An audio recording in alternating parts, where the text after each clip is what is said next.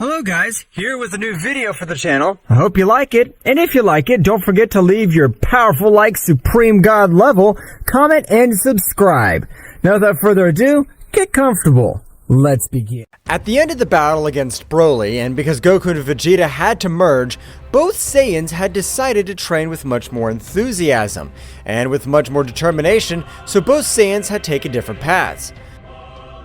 I plan to train for my part, because I want also to master new techniques and be able to master my own internal energy.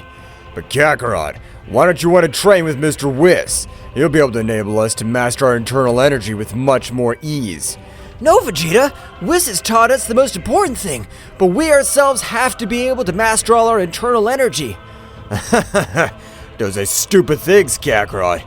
But it's okay, I plan to train on the planet of Mr. Beerus. Have a good one, Vegeta! So both warriors would leave to each of their destinations, while Goku would be gone to the mountains to start meditating. Vegeta would be picked up by Whis, so both would leave to the planet of Beerus. It's a surprise that Mr. Goku didn't come with you, since he's the one who always wants you to train with him. This seems very suspicious to me. I think the same, Whis, but with this he'll only stay behind me, because if he's not able to have the training of an angel, he won't be able to do something against me. In that part, you are mistaken, Mr. Vegeta, because if Mr. Goku's body has been able to adapt to another type of training, the progress he could achieve will be incredible. I don't think his pathetic training will be much more effective than the training of a guardian angel. So Whis, please, I'm asking you to train me. Yes, Whis, train him, because if the great Zeno-sama organizes another tournament of power again, we have to get the victory of Universe 7 in the same way. It's okay, Mr. Beerus, and you, Mr. Vegeta. I hope you're ready for the training I'm going to give you. Hey, Whis, are you even going to grant him that training? Don't you think it's too early for Vegeta to be able to bear it? Of course not, Mr. Beerus. I'm very sure that Mr. Vegeta will be able to master the power beyond a god of destruction. I don't know what kind of training you're talking about, but of course I'll be able to master the power beyond a god. I'm the Prince of the Saiyans. Nothing's impossible for me. In that case, it will be better to start from tomorrow, since I want you to be at 100% of your full capacity. Otherwise, you'll not be able to do anything. I don't understand what you mean, but I will. Returning to the planet Earth, we can observe Goku meditating while several planets around him move by the extortion of his simple ki. Goku seemed to do nothing, but in his mind, he was fighting with a copy of it, in which it was a battle for the internal energy of his body. While fire could be observed all over the place, Goku would be at the moment opening his eyes, being able to observe the typical silver-colored glow of the Ultra Instinct. It's been complicated. I didn't think that accessing the Ultra Instinct on my own would be so complex, and despite this, it's not perfect. I was only able to activate the defensive part. I have to keep training. Goku's training in the first month consisted of improving every internal part of his body, since he had come to the conclusion that in order to be able to overcome each of his limits, he should be able to first master his own internal energy. I have to be able to master all my power, so that my own body is able to withstand much more of an energy load, and not lose speed in the process. Goku would continue with his great training, which was being observed by the Great Priest since he had started his training. This is amazing. I can't believe that Mr. Goku on his own realized that meditation's what really breaks the limits of a warrior. Instantly, the King of the Hole would likewise leave the palace. Daishinken, what are you watching? I'm really bored. My lord, I've been watching Mr. Goku, and it's difficult to assimilate that he's a mere mortal, because even for angels, it's complex to enter the world of meditation. My friend Goku's amazing. I want to see him too. If he becomes more powerful, then I'm sure everything will be much more fun. Of course, yes, my lord. I'm sure great things will happen if Lord Goku's power rises. Meanwhile, in Universe 11, Jiren's still training, as he couldn't stand the idea of being defeated by a Saiyan. I have to raise my power much more, since I'm not able to believe that the power of trust is able to reach such a high level. Jiren, what's the matter? I've been thinking about you a lot lately. It's nothing, Topo. I was just thinking about the incredible power of possessing Son Goku. He completely beat me. I had not lost the Ultra Instinct. That was my end. Both warriors started training in the same way, but unlike Jiren, he would begin to train physically completely, leaving aside meditation since he wanted to have a much greater resistance to be able to master 100% of all his power. Without his muscles growing in such an aggressive way, returning to the planet of Beerus, Vegeta was training with Whis. However, in training he carried it out in one of the most complicated workouts of his entire life, since every day it was a different torture.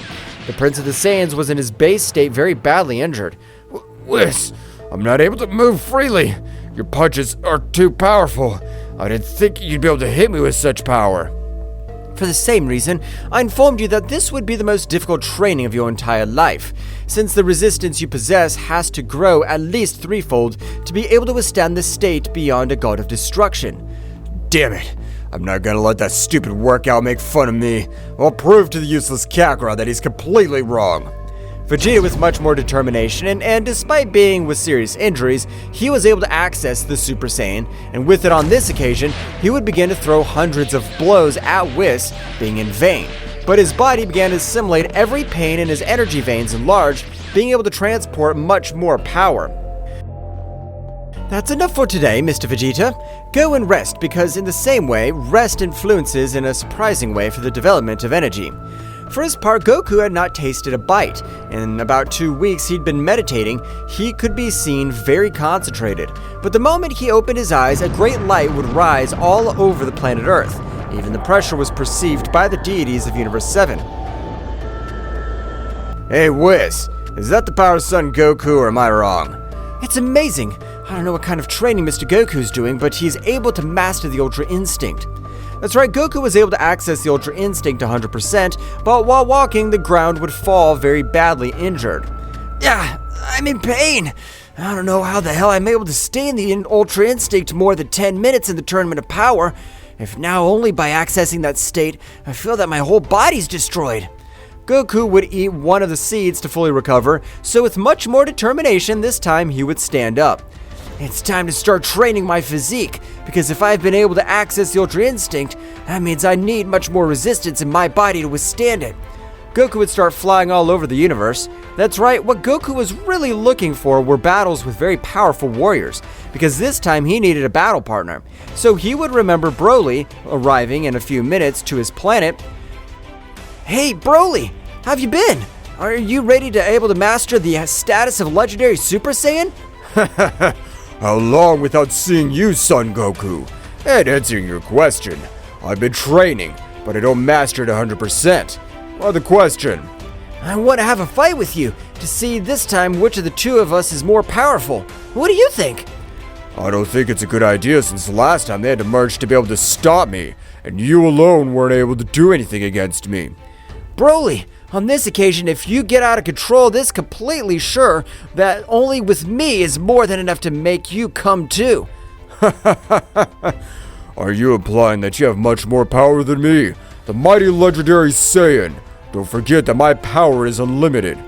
I know that your power is unlimited, but unlike my power and my ability, that'll not be enough, since I possess the power beyond a god, and I'll prove it to you. Goku would start with his typical warm-up, and at the moment of finishing it, he would access the imperfect Ultra Instinct, which left Broly surprised, who didn't know that transformation, but the pressure through all the air could be felt was a surprising pressure.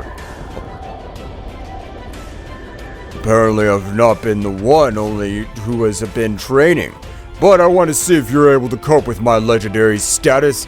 I will use all my power, confident that you'll be able to stop me. Broly would begin to release all his power, with which the whole place was shaking. That's right, Broly's power had also risen in an amazing way, and with a loud scream, Broly was able to access the legendary state, and he had seen the ability to reason. I hope you're able to beat me, or I'll end your pathetic life. Of course I'll be able to beat you, Broly. That goes without saying. Both warriors began to exchange hundreds of blows all over the place. While the whole place was destroyed by each exchange of blows, Whis would realize the battle that both Saiyans were carrying out. It's amazing that Mr. Goku is able to access 50% of the Ultra Instinct at will. I find it hard to believe that he is a mere mortal. Whis, I want to stay behind Kakarot. I also want to master the Ultra Instinct. If that worm's able to achieve it, I'm sure I could do it anyway. Of course, yes, Mr. Vegeta, but you will not be able to achieve the Ultra Instinct since the energy that runs through every part of your body is energy of destruction. That means I'll never be able to reach this state with which Kakarot's been intangible. I wouldn't say that, Mr. Vegeta, since for that very reason I've been granting you this rigorous training, since the resistance you need is amazing, but you are ready to access the Ultra Ego. Ultra Ego? What's this? The Ultra Ego, like the Ultra Instinct, both are doctrines, which will give you a great advantage in battle, because if you face any warrior who doesn't possess either of these doctrines, your victory is guaranteed in 95%. That's right, Mr. Vegeta, but if both possess doctrines, the victor will be the one who is able to take any advantage in the battle or even. I'm ready to access the Ultra Ego. Vegeta would begin to expel all his power with the energy of a god of destruction. Meanwhile, returning to the battlefield, both Saiyans seemed to be very similar, but in an oversight of Goku, Broly was able to grant him an accurate blow, sending him flying. But the critical blow was instantly that Broly moved at a great speed and was able to hit a blow to the back of his head, which even made him lose consciousness. Broly, having lost control, would begin to destroy everything around him. Well, Goku was unconscious, but at the moment when she opened her eyes, her gaze had completely changed, accessing the Super Saiyan Blue, but something strange this time was that his hair, instead of being blue, was a pink color. Damn good for nothing? I don't know what happened, but I plan to end your miserable life once and for all. Goku had thrown himself against Broly, being able to grant him thousands of gravity hits. That's right, Goku had been able to get a great power-up, while his energy had completely changed to an amazing negative energy, which was perceived even by the deities of Universe 7. Whis, what happened to Son Goku's ki? Because it stopped feeling for a few moments, and when it came back, it's a power of pure evil. Vegeta was able to access the Ultra Ego successfully. I want to fight the cursed one of Kakarot. I want to show him who's the prince of the Saiyans. While Goku on this occasion had begun to torture Broly with each of his punches, as he had been able to awaken his true killer instinct. I'll end your life. It feels good to be back after so long.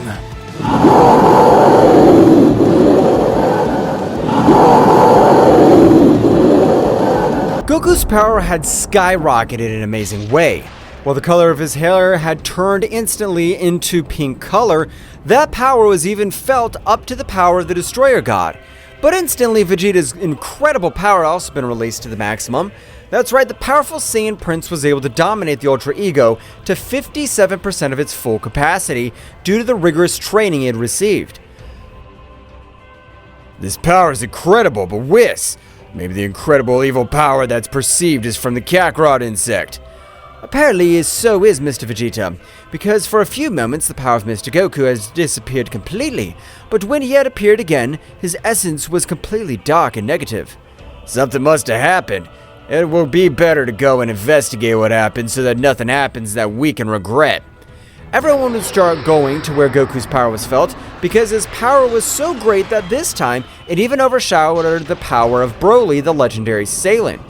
However, Broly was not possessing reason in his most primitive form of the legendary Super Saiyan would pounce against Goku. Brainless shit! I'll end your miserable life and send you to the other world! Broly, despite having much more physical power, was not able to do anything against Goku, which, even his speed was incredible, being able to grant him millions of blows in a matter of seconds. Goku, with a powerful kick, was able to send him over a few rocks to crash. Saiyan Atomizer! Goku would throw a powerful attack which at the moment of impacting with Broly would cause several more explosions. So Broly would stand up but his whole body was in terrible condition. Even his resistance was no longer able to withstand another similar attack, but Broly, without control and forcing his body much more, began to increase his power in a great way. So instantly hundreds of spheres of energies would be thrown from Broly's whole body. But for Goku, they were nothing more than simple artificial games. Don't you want to know how to control your power? You'd better take this battle seriously if you don't want it to end your miserable life. Meanwhile, in the Kingdom of the Whole, Daishinkan's gaze had changed to a much more serious one, noticing the sudden change in Son Goku's personality. This is not Son Goku's usual personality. What happened to him? since I can feel how even the essence of his body has changed to an incredible darkness. Daishinkan would continue to observe the battle, so Goku, in a fit of anger, would grant much more power to each of his blows, being able to put Broly against the ropes and would begin to load a powerful attack in the palm of his hands. I want to see if you can get back on your feet after this big attack, you miserable worm. Heavenly Destroyer! The incredible attack of Goku at the moment of being able to impact with Broly would be evaporated by the great presence of the Prince of the Saiyans. That's right, the Ultra Ego, being destructive energy, was able to disintegrate the entire attack of Son Goku as if it were magic. What's wrong with you, Kakarot? That was too powerful to be simple training. But if the Prince of the Saiyans has arrived on the battlefield, or better to call you the good-for-nothing Prince, since the only thing you do on the battlefield is get in my way.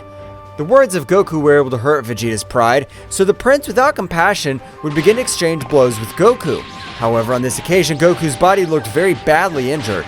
With every exchange he had against the Prince of the Saiyans, Vegeta, of a great sphere of energy, was able to send him crashing into a planet that was nearby, being destroyed in its entirety.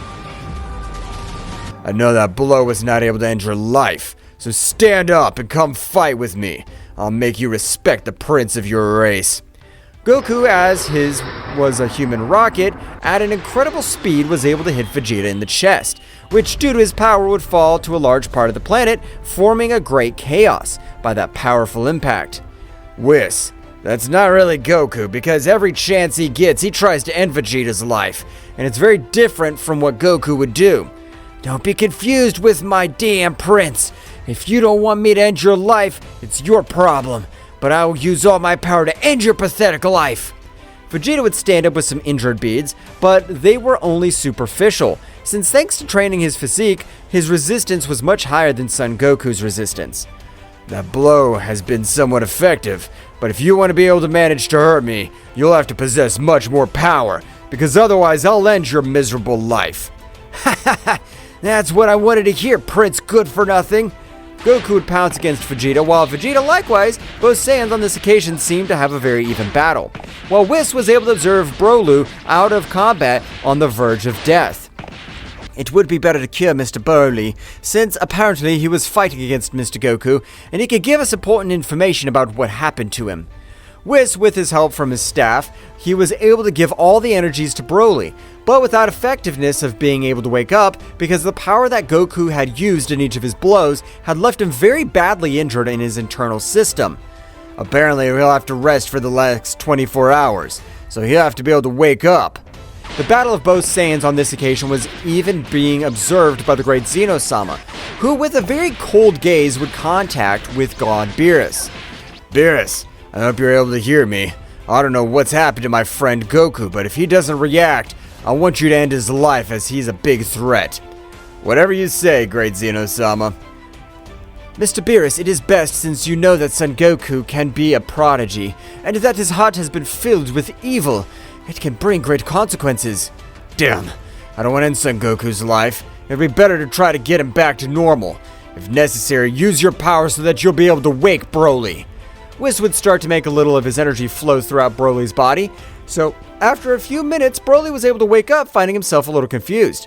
Ugh, my head hurts too much. What happened? Where are we? Mr. Broly, this is not the time for this, but please, what happened to Mr. Goku in his battle? Why did your energy change so drastically? I'm sorry, but not being able to control my legendary status, I'm not able to have any memories about the battle I had against Son Goku. Angelic divine consciousness. The Whis technique was able to grant divine control of any state or transformation, so Broly was able to remember every moment of battle. Even this time, he was able to transform into his legendary state without losing control. As far as I realize, I've been able to hit Goku in the back of his head, so I have knocked him out, and when I regained consciousness, his essence and power changed to a totally negative one. Apparently, it's what I was afraid of, as Son Goku told us a few years ago. Flashback. But it seems strange to me that being a Saiyan, you don't have the annihilation of planets, nor the extermination of other races. You are a very peculiar Saiyan. That's because when I was very small, I fell from a great height, so my personality changed completely, disappearing my thirst of blood and destruction. and a flashback. That means that the real Goku has awakened. The Goku that has to destroy the entire planet Earth to be able to conquer it without leaving anything standing. And that's what you're telling me is correct, Beerus. We have no choice, but apparently Vegeta's able to have the advantage in the whole battle. The Saiyan Prince in every exchange of blows was even able to do great damage to him with his simple aura, which resembled the energy of destruction. So Goku looked very badly injured, but Goku would take a little distance. I am able to realize that, to be a good-for-nothing, you have an incredible power. But if it's miserable, you have only achieved that power, training with the angel of the god of destruction. I don't know what the hell you're saying.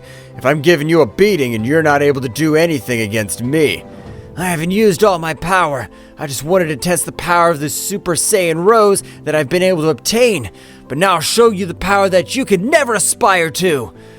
Goku would begin to channel his power, so as surprising as it may seem, Goku was trying to access the Ultra Instinct, while various natural phenomena appeared around the place due to the greater exhortation of Goku's power. It is impossible for him to be able to achieve this, because in order to be able to access the Ultra Instinct, he has to remain absolutely calm, something that is impossible for him at the moment. The aura of Goku would grow enormously, which would be observed from anywhere in the universe. That power would be perceived by all the gods of destruction, and the most powerful warriors of each of the universes, especially Jiren. That's the power of Son Goku. But how is it possible that he exudes such evil? Something bad is happening in Universe 7. Jiren, have you been able to feel the power of Son Goku? The Son Goku we knew has apparently changed, since that's not his essence. We'll have to go back to Universe 7, Topo. But from Jiren's back, the voice of God of Destruction could be heard at the same time. Jiren, don't worry. You'll be able to go with us, since we will also come to Universe 7. That power has left all of us a little scared. Mighty Bellmount, I am not qualified to accompany you on this journey. You are qualified, Topo, but we cannot leave the Pride forces without their two best warriors. You better stay in charge. Understand, my lord. I'll gladly take the position. The trio of warriors quickly left for Universe 7, while Goku was able to access the imperfect Ultra Instinct, but the power he released was much greater than the one he previously released. Hehehe, this power is amazing. It's nothing compared to do when I had the pure, pathetic heart. Vegeta was being surprised, was not able to observe how a powerful blow was able to hit him completely, sending him flying hundreds of meters. Whis, this is bad. Not even Vegeta with his Ultra Ego is able to do anything. I'll have to stop Son Goku, even end his life. I agree with you, Mr. Beerus, as if your power keeps increasing as it has always done, it will become a mega-versal threat. However, Vegeta's power would be raised much more, so he would not allow Beerus to interfere in his battle. Mr. Beerus, I'm still able to fight with that damn worm. I'll be the one to destroy it. I'm not gonna let it endanger the whole Universe 7. Vegeta launched himself with a great speed against Goku, but the difference was abysmal. Goku's power seemed to be an ocean, while all of Vegeta's power seemed to be a simple river. That's right, the difference was unreal. So Goku, of an energy sword, was able to cut off all his limbs, leaving on the ground on the verge of death without being able to move. It's time to finish you, you worm! Goku would throw a powerful attack, but Beerus would stand in front of Vegeta with a very serious look, being able to destroy Goku's attack with great ease. I never thought that I'd be able to end the life of my best warrior, but apparently there's no other alternative. The powerful god Beerus would begin to increase all his power, while Whis helped to recover Vegeta from all his injuries. The power that Beerus is releasing is amazing, and besides, I feel like 3 gigantic powers are getting closer. I won't be able to beat them all. Goku being off guard, Beerus with a powerful blow opened it, sending flying, creating a large crater, and a powerful explosion due to the power of the blow of the most powerful god of all the universes. Goku would stand up while spitting out large amounts of blood, but instantly in the same way the deities of Universe 11 had arrived on the battlefield. I have no choice. It's not my style, but I'll have to leave the battlefield. Goku, from a small explosion of his own body, was able to raise enough smoke to leave the place. As he was leaving, a shadow would leave them a message. I swear I'll come back and finish every one of you good-for-nothing gods and angels.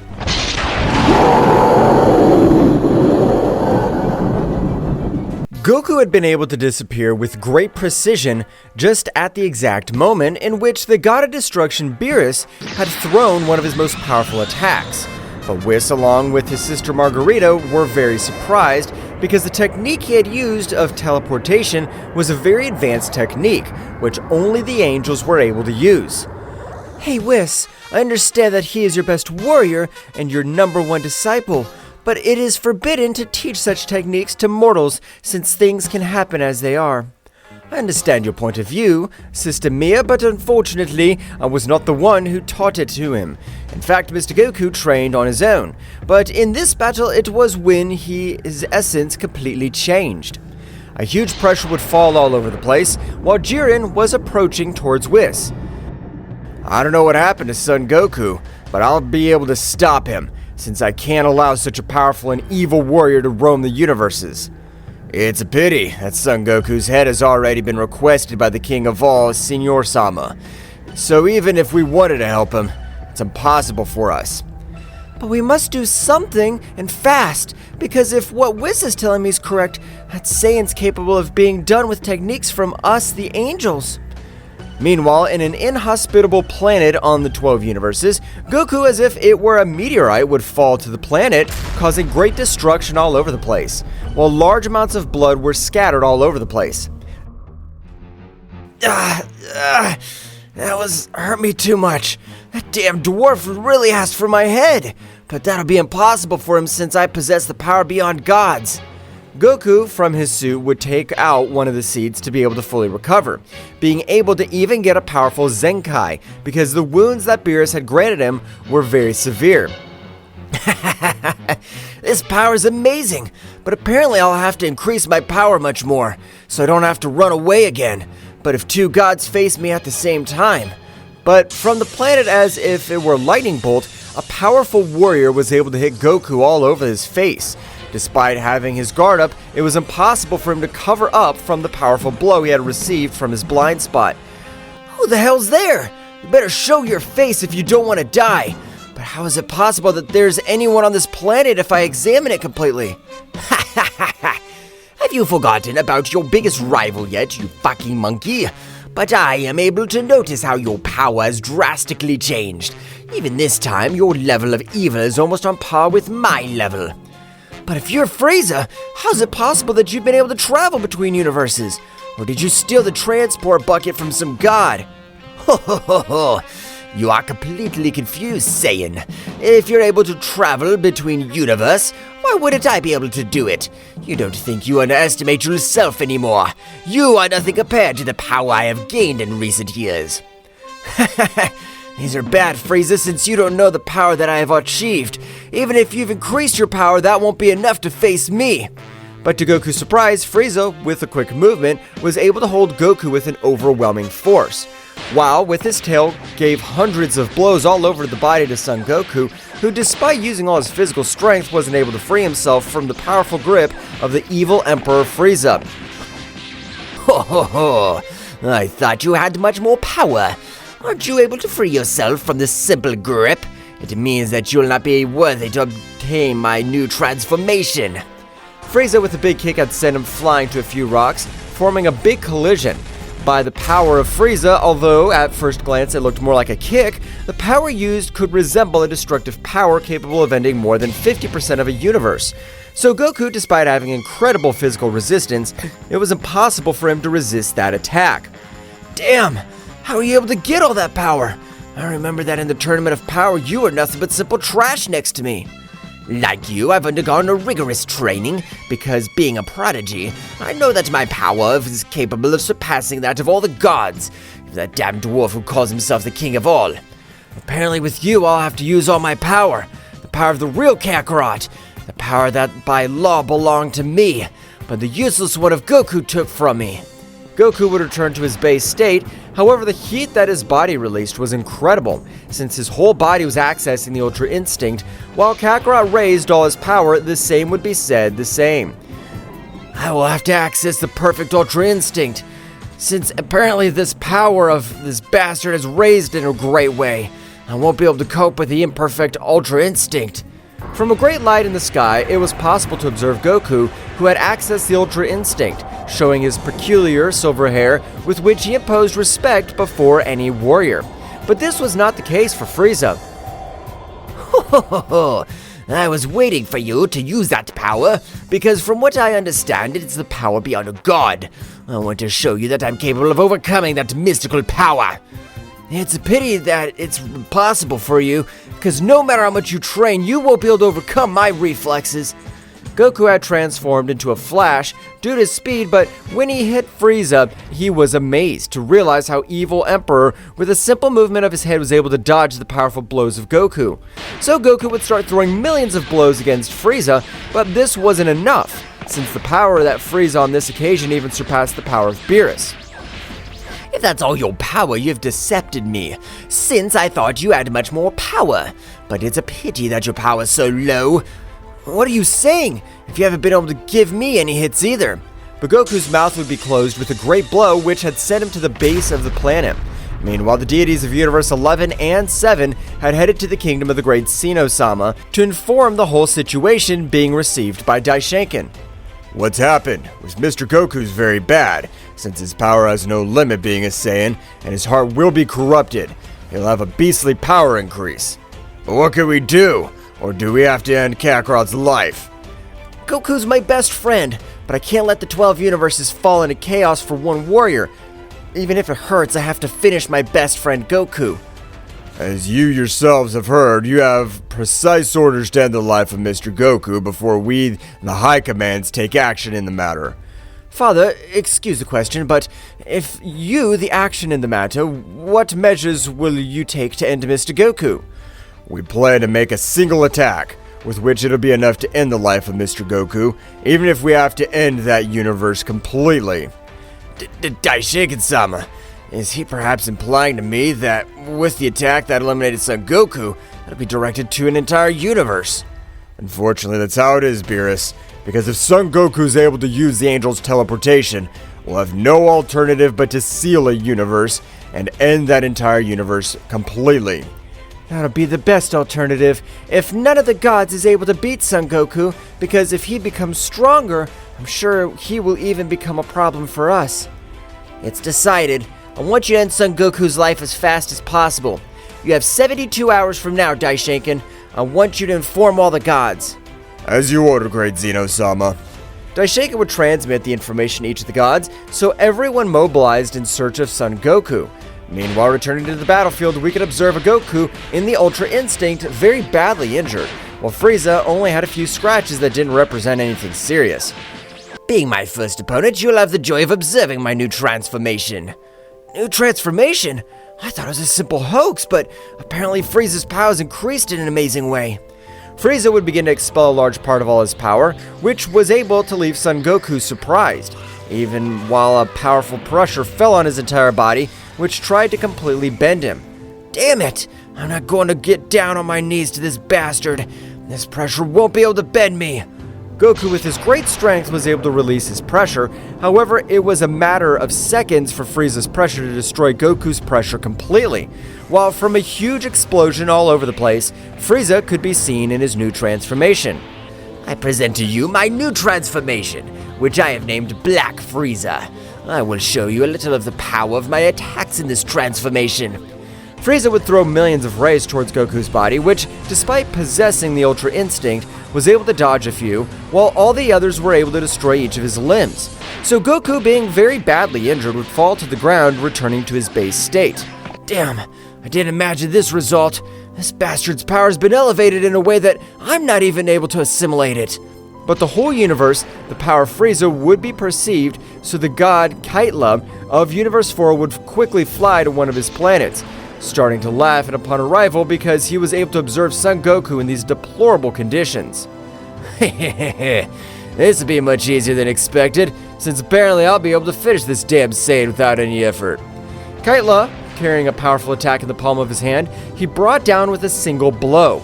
That's right, the powerful god Kaitla had lost his life with the blow from the Emperor of Evil. Oh, that's too bad.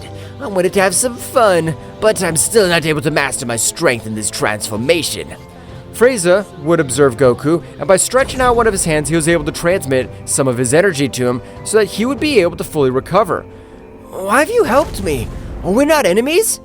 You are correct, but I have been able to realize how the power you possess radiates absolute evil. How about we form an alliance to end all the gods? I'm listening. What are you offering me? Since I want to take down every single one of those good-for-nothings, too. And that damn dwarf that calls himself the king of all. I have the perfect plan. You and I will be the best couple, and with the power we possess, there will be nothing, and no one will be able to stop us. But we will have to increase your power. I thought my power was great, but your power has grown in an incredible way, and I want to get all that power to end each of those miserable. In that case, it'll be better to start with our trainings. We will be the new emperors of evil of the 12 universes. Enjoy your lives while you can, since it won't last long. I plan to finish with each one of you miserable worms. Meanwhile, on the planet of Beerus, Vegeta was meditating, remembering the battle he had against his greatest rival. Kakarot's power's risen in a surprising way, but how's he able to get those results if he isn't able to trade with an angel? Mr. Vegeta, I've noticed it very thoughtful. Is it maybe in the battle you had against Mr. Goku? That's right, Whis. Despite having the hardest training with you, I wasn't able to force him to use all his power. I know that because I know Kakarot's way of fighting. That's Goku is not usual Goku. Since his power was pure evil, we have to do something as fast as possible. Mr. Beerus is right. We cannot guarantee that Mr. Goku's the same, as he had never felt all that negative energy radiating from his body. While throughout all the universes, a great message would be spread. The god Kaila has fallen into the hands of Lord Goku, apparently. I repeat, the god Kaila has perished on the battlefield. Stay tuned, gods, as the following may be you. While Goku wrapped in shadows, he began a great training.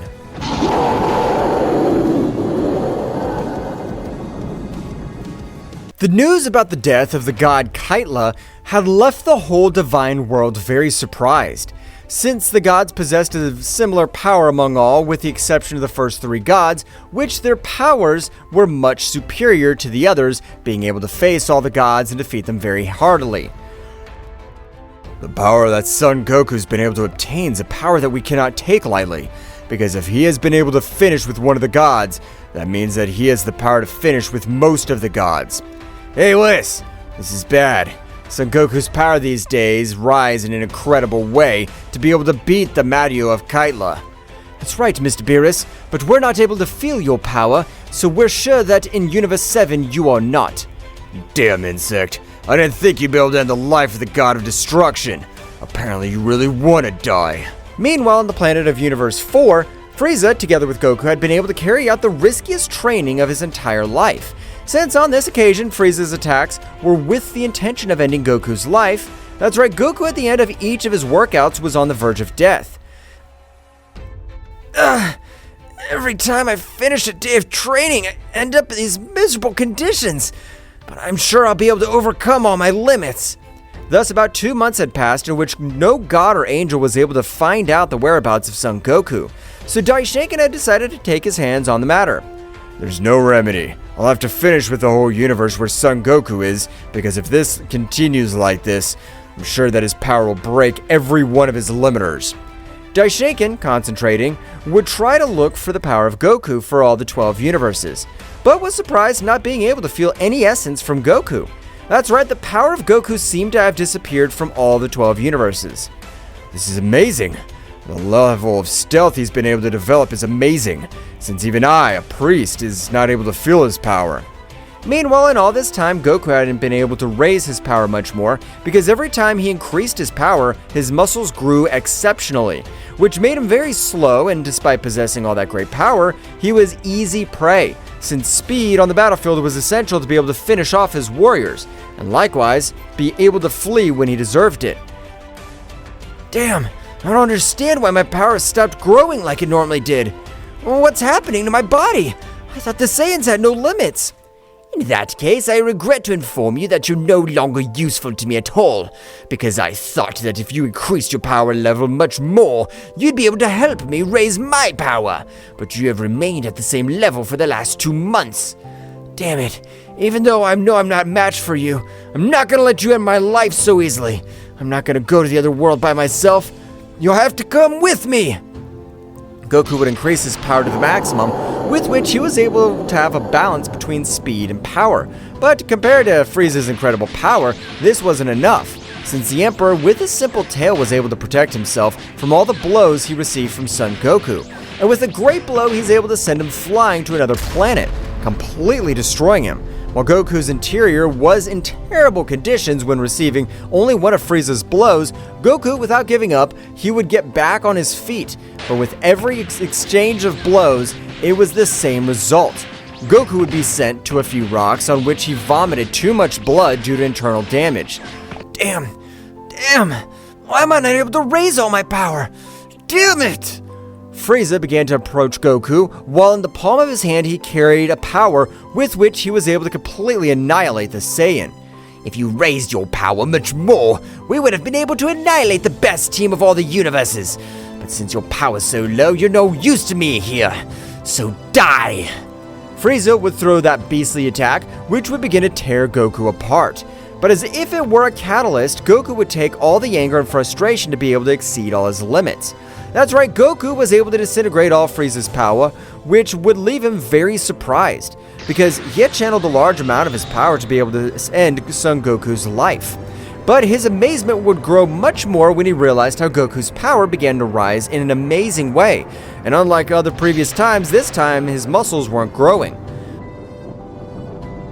What happened to that damn monkey? Goku's hair would begin to grow quickly, while all his power would also grow in an unreal way, making the entire Universe 4 capable of trembling, and the destruction of planets is inevitable. However, he's still not able to cross the barriers between the universes, so his power didn't reach the neighboring universes. Goku, with a powerful explosion of energy, could be observed with hair similar to the Super Saiyan 3, but this time, the color of his hair was a silver color, while his gaze was able to make even nervous to Frieza. Damn monkey, I don't know where you've been able to get much more power from, but that won't be enough for you to be able to stand up to me, the mighty Frieza! But the roles had completely changed, since on this occasion, Frieza, when granting him a powerful blow, all the bones of his arm were turned into small fragments due to the fact that Goku's body seemed to be made of steel. How fragile your bones turned out to be! Apparently you're not able to do anything against my new power. Damn monkey! Not because you've raised your power a little, you'll be able to beat me. You know the power I'm able to release in my black transformation Frieza. For that simple reason, I have not ended your miserable life. Our alliance has come to an end, but in gratitude for not ending my life on that occasion, I'll let you use all your power. Damn monkey, don't underestimate me. You'll regret your decision. Frieza would begin to transform to be able to cope with Son Goku's new power. Meanwhile, on the planet of Beerus, Vegeta had instantly accessed the Ultra Ego, causing several damages throughout the Universe 7, which would attract the attention of both deities. What happened, Vegeta? Did Son Goku come to this universe? Damn it! I want to be able to beat that Kakarot worm. That miserable battle haunts me to this day. I can't believe I haven't been able to do anything. Mr. Vegeta, don't worry. I know that there's no logical explanation for everything that has happened, but when Mr. Goku changed his essence to absolute darkness, the plus of power that he was able to obtain was overwhelming. Vegeta, don't let the failures of the past cloud your future, as you must have a cool head by the time we face Goku. Exactly, Mr. Vegeta. Even though you were able to hear the news about the death of the god Kaitala, that means that Mr. Goku has the necessary power to finish with gods without any difficulty. Damn, I'm not able to understand how that miserable worm was able to acquire all that power. I'm a high-class warrior. I can't be surpassed by a low-class warrior, scum. Vegeta, remember that if a warrior does the required merits, he'll be able to become a powerful warrior, no matter the talent. What matters is the effort. Mr. Vegeta, in that case, we will return to training since apparently he's very upset and you must stay calm for when he faces Mr. Goku again. Meanwhile, in Universe 4, Frieza had been able to access his transformation, so the battle this time seemed much more even. But something unreal would begin to happen because on this occasion, Goku was the one who began to pressure Frieza with his great power. And although Frieza, this time using his maximum power, was not able to do anything against him, since Goku's power had surpassed him by dozens of times. So Goku, with a powerful blow, was able to send him crashing into one planet. Damn, where'd you get so much power from? It was the same thing that happened in our first battle. You're about to be defeated and your power always grows back. My power has no limits, as I told you. I just got a little stuck, but now I feel as my power rises in a great way. Furious, Frieza would throw millions of energy rays again, which were able to leave Goku on the verge of death in his previous fight. But this time, everything would happen completely different, because at the end of all the smoke that had caused all of Frieza's attacks, Goku could be seen with a few scratches all over his body. I'll show you a little of my new power, as I'll use the same pressure which with you tried to bend me. Goku would release a little of his pressure, being able to get Frieza on his knees, without being able to do absolutely anything, so Goku, as if he were a giant, began to approach Frieza with a very serious look. Damn, will I ever lose my life again to this miserable Saiyan again? You were right, Frieza. We would be the best destruction team, but your power's not even on par with mine, so I'll have to end your miserable life once and for all. Frieza would try to move, but the pressure that fell on his entire body was even able to break one of his bones. Atomic Destroyer! Goku would throw a powerful fire dragon, which was able to destroy every one of Frieza's cells, reducing him to simple atoms. Hence the name of his technique. Goku would immediately return to the Ultra Instinct with a few wounds, but he would spit out a lot of blood, and at the moment of walking, hundreds of rays would come out of his entire body. Apparently the power I've used goes far beyond the resistance that my body possesses. I've been able to defeat Frieza in the indicated time. Goku would be out of combat. Returning to the Kingdom of the Whole, Daishinkan was very thoughtful not to receive any information from Son Goku. This is really bad. Why am I not able to feel Son Goku's power? I'm the Supreme Angel. I'm the Great Priest. My ability to feel ki is my most special of all the angels. Daishinkan would try to feel the power of Son Goku, being impossible because he was out of combat. His power wasn't able to be perceived at all. Daishinkan, have you been able to find Goku's whereabouts? We can't let it go on much longer. That can have big consequences on the future. Great Zeno-sama, I know that may happen in the future, but the power of that damn monkey, I'm not able to perceive it anywhere. It seems as if the earth has swallowed him. In that case, I'll have to send both my guardians, since they've never failed a mission. Even if you have to look in the same hell, you will. My lord, are you sure of what you're going to do? You know better than anyone that every time the guardians are not at a safe distance from you, your mind goes out of control, destroying everything that's put in front of you. Of course I know, Daishinkan, but I have the hope that they'll be able to find Goku, and being out of control, they'll be able to end that plague once and for all. Understood, Great Zeno-sama. In that case, I'll inform each of the gods and angels to stay away. Okay, Daishinkan, I'll give you 10 minutes to be able to inform them. Daishinkan would inform each of the gods, and a general message thanks to some runes, which were able to give message throughout the universe. All the gods, along with their angels and elite warriors, would leave at the same point, so as not to be caught off guard. It's time, Guardians. I want you to leave and find Son Goku. I want you to end his existence completely. As you order, Great Zeno-sama. Both Guardians would leave the kingdom at full speed, while Goku in Universe 4 was still out of combat.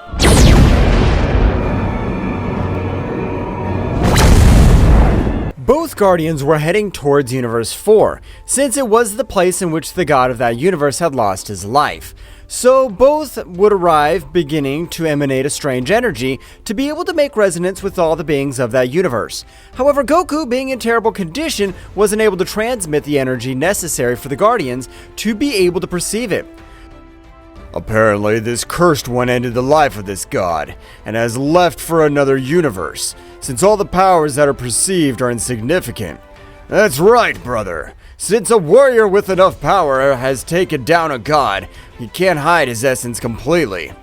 Both Guardians would leave the place at maximum speed, starting to look for Son Goku, who of each of the universes. Meanwhile, Goku's wounds were very serious, so currently even a simple warrior was able to annihilate him.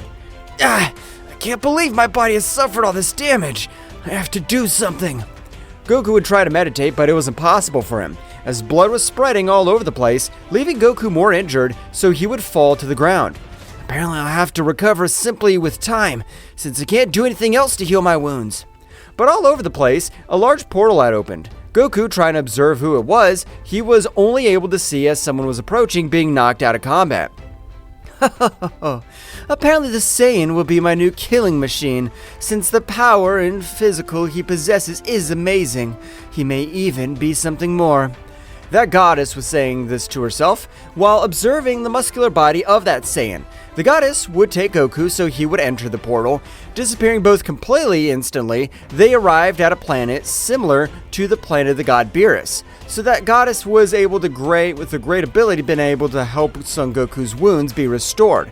However, the incredible increase in power was noticeable. While Nin was touching all his chest, but instantly Goku was able to react, trying to hit her, but Nin, with her simple ki, was able to create a big barrier all over her body, not allowing Goku's fist to connect with her. Goku, with a big jump, put himself on guard. Who are you? Where the hell am I? Honey, you have so many questions, but I think you should be more grateful to the goddess who saved your life. I'm not interested that you saved me. I could recover on my own, but I'm curious. Why did you save my life? Didn't you know that I ended up with every god? Of course. I know, since I've been watching you for a long time. We both have the same goals, to end all being of divine energy. I get it, but I can't afford to have trash next to me, so I'll have to end your life. I can tell how you think you're the most powerful warrior. You're so wrong, Sky. Damn, don't underestimate me, because I can end your life without you realizing. Goku would access the Ultra Instinct maximum power, but the power that was released his entire body this time was total bestially. Since in that battle against the evil Emperor, apparently his entire body had a great growth. So even his body this time was able to withstand much more energy load, so Goku, furious at being underestimated in that way, would start throwing millions of punches. That's right, the attack speed had at least quadrupled, but for the powerful Nin, this was absolutely nothing, since as if it were a dance, he was able to dodge each Goku's attacks. With great elegance, and no matter that Son Goku possesses the Ultra Instinct, he was able to connect several lethal blows on his body, which had made him fall to the ground, creating a large crater all over the planet. Oh, I apparently have overdone it. With that blow, he won't be able to stand up anymore.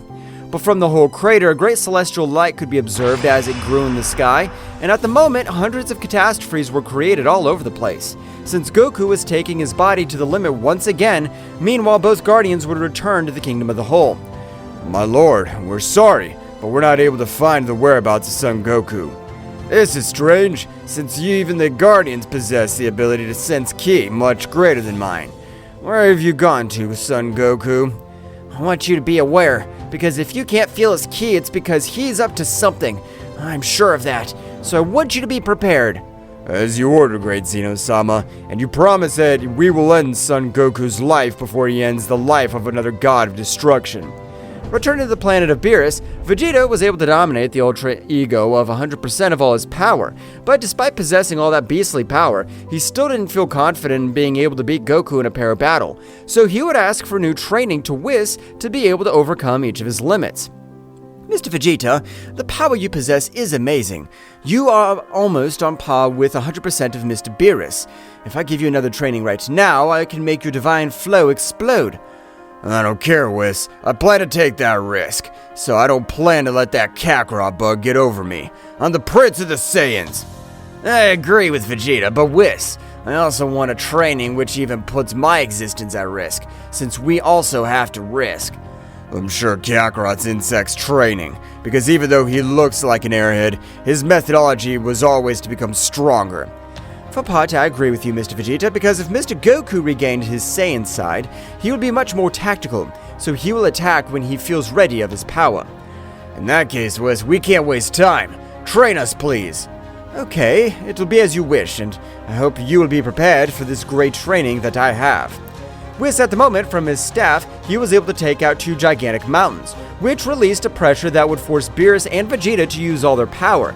And despite releasing their maximum power, they weren't able to stay on their feet for so long, as they were dragged to the ground completely. Whis, what the hell's that?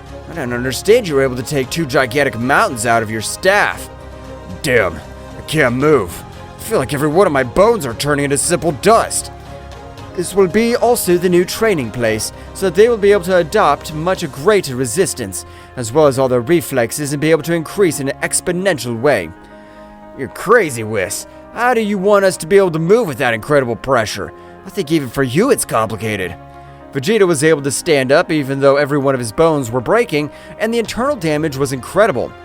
This is a workout. I know Whis isn't planning to end our lives unlike Kakarot, so I have to be able to withstand this pressure.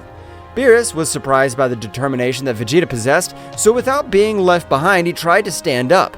But for the god Beerus, despite being the most powerful, he was able to stand up for only 3 seconds, and instantly, he'd be dragged back to the ground unable to do anything. Damn, I can't believe Vegeta's power is able to overcome me. Or is it determination to be the Prince of the Saiyans? That's right, the power of Vegeta wasn't able to defeat the god Beerus. But the determination possessed by the Prince of the Saiyans was one that not even the god of his universe possessed. For that reason, despite each of his bones turning to dust, the Saiyan Prince was able to stand up again and again. Meanwhile, in the battle of Goku and Nin, we could observe as Nin, a slight blow, was able to send Goku flying to the part of the planet. But at the moment of Goku wanting to stand up on this occasion, large amounts of blood were coming out of his whole body. Damn, this can't be happening to me. Who is this thing? Despite having an incredible beauty, her strokes are on another level. But I'm not gonna give up. Goku was able to stand up again, which would leave Nin a little surprised, since the blows he had connected to him were blows of critical points of living beings. The stamina that this Saiyan possesses is amazing, because even though I have hit him in vital points, he keeps getting back on his feet again and again. I won't let you defeat me, damn it! Goku's power would explode all at once, throwing himself against Nin, but the powerful goddess liberates much more power than he thought to expel. With only one of his hands, he was able to stop the powerful blow that Son Goku had directed at him. So this is your limit, Saiyan? How interesting, but you still need a lot more power for you to be able to defeat me, so now, rest! Nin, with a blow on the back of the head, was very accurate and was able to knock him out of combat, so she would take him to one of the rooms of her palace so that he would be able to recover. Meanwhile, in the Kingdom of the Whole, Daishinkan was very thoughtful, even thinking about multiple endings so you couldn't feel the power of Son Goku. What if in the Battle of the God of the Universe 4, both of them died? Or maybe I was on the verge of death and a few days later he died. Daishinkan, what is it that makes you so thoughtful? Is it that Saiyan still? That's right, my lord. I can't stop thinking about Goku. I can't imagine that his power is so great that he wasn't able to feel it. Don't say stupid things, Dai. So even if we're not able to feel a power, that warrior must belong to another dimension of much higher power. That's right, my lord, but the growing of Lord Goku's power is inevitable. I understand what you're saying, but it is impossible because if we are not able to feel his power, his simple pressure would be able to overshadow this entire multiverse. I hope that in the best case, Son Goku's died, and he won't cause more havoc in these 12 universes. I'm sure Son Goku's died with the intense battle he had with the God of Destruction of Universe 4, so there's nothing to worry about. On the other hand, on the planet of Beerus, both warriors were trained by the angel Whis, who were able to achieve an unparalleled power. That's right, on this occasion, Vegeta was able to defeat all the gods with his Ultra Ego, while he was able to face the power of the angels with his new transformation called Ultra Ego Phase 3, in which Vegeta's power grew exceptionally. However, the power of Beerus had also grown in an amazing way, since this time, even the powerful Beerus, he was able to achieve a new transformation with which he was able to defeat any angel, with the exception of Whis being the most powerful angel, only below the Great Priest. I'm very proud of the power they have achieved. I am sure that they are Goku, even though he is very powerful, he will not be able to face them with his new power. Damn insect, I want to finish you with my own hands, since I'm not able to endure another humiliation more from you. If you continue with the intention of ending all beings of divine energy, we'll have to end your pathetic existence, Son Goku. But these warriors were not the only ones who were training, since in Universe 11, the most powerful mortal Jiren, as well as the second most powerful god Belmaud, would continue with their rigorous training. All these months since the death of the God of Universe 4 has been of complete tranquility, but I'm sure something bad's about to happen. I agree with you, Jiren. This piece is strange, because even though everything is in order, I can feel like everything is about to be destroyed. And the suspicions of the god Belmaud were not wrong, since in that dimension, Goku was able to wake up, but with several changes in his personality and power, since the goddess Nin had injected him a part of her blood and destructive power, so that he was able to have a greater adaptation to the energy loads. So all over the place, a gigantic power was capable of destroying everything, while Son Goku's screams could be heard all over the universe, since his own body was torn apart by such excess energy.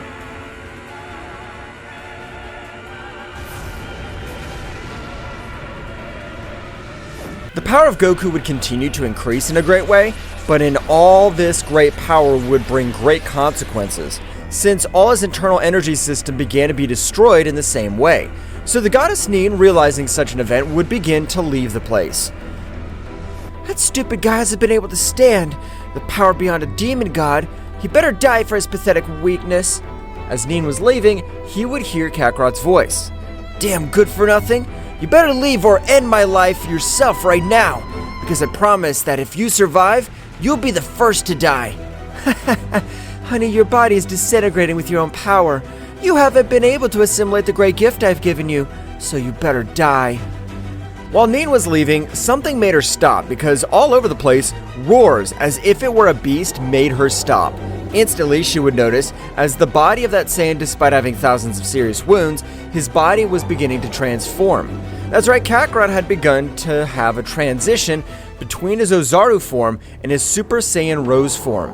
But to Nin's surprise, the power that Goku released on this occasion was even able to cut off the same breath, because the pressure that his whole body was releasing was incredible.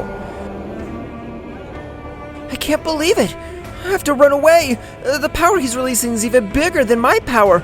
I won't be able to do anything. Nin would try to flee quickly from the place, but at the moment, a gigantic claw was able to make her fall to the ground with multiple wounds all over her body. So at the moment, Nin would concentrate large amounts of energy on each of her wounds so that they would be able to get out at a great speed.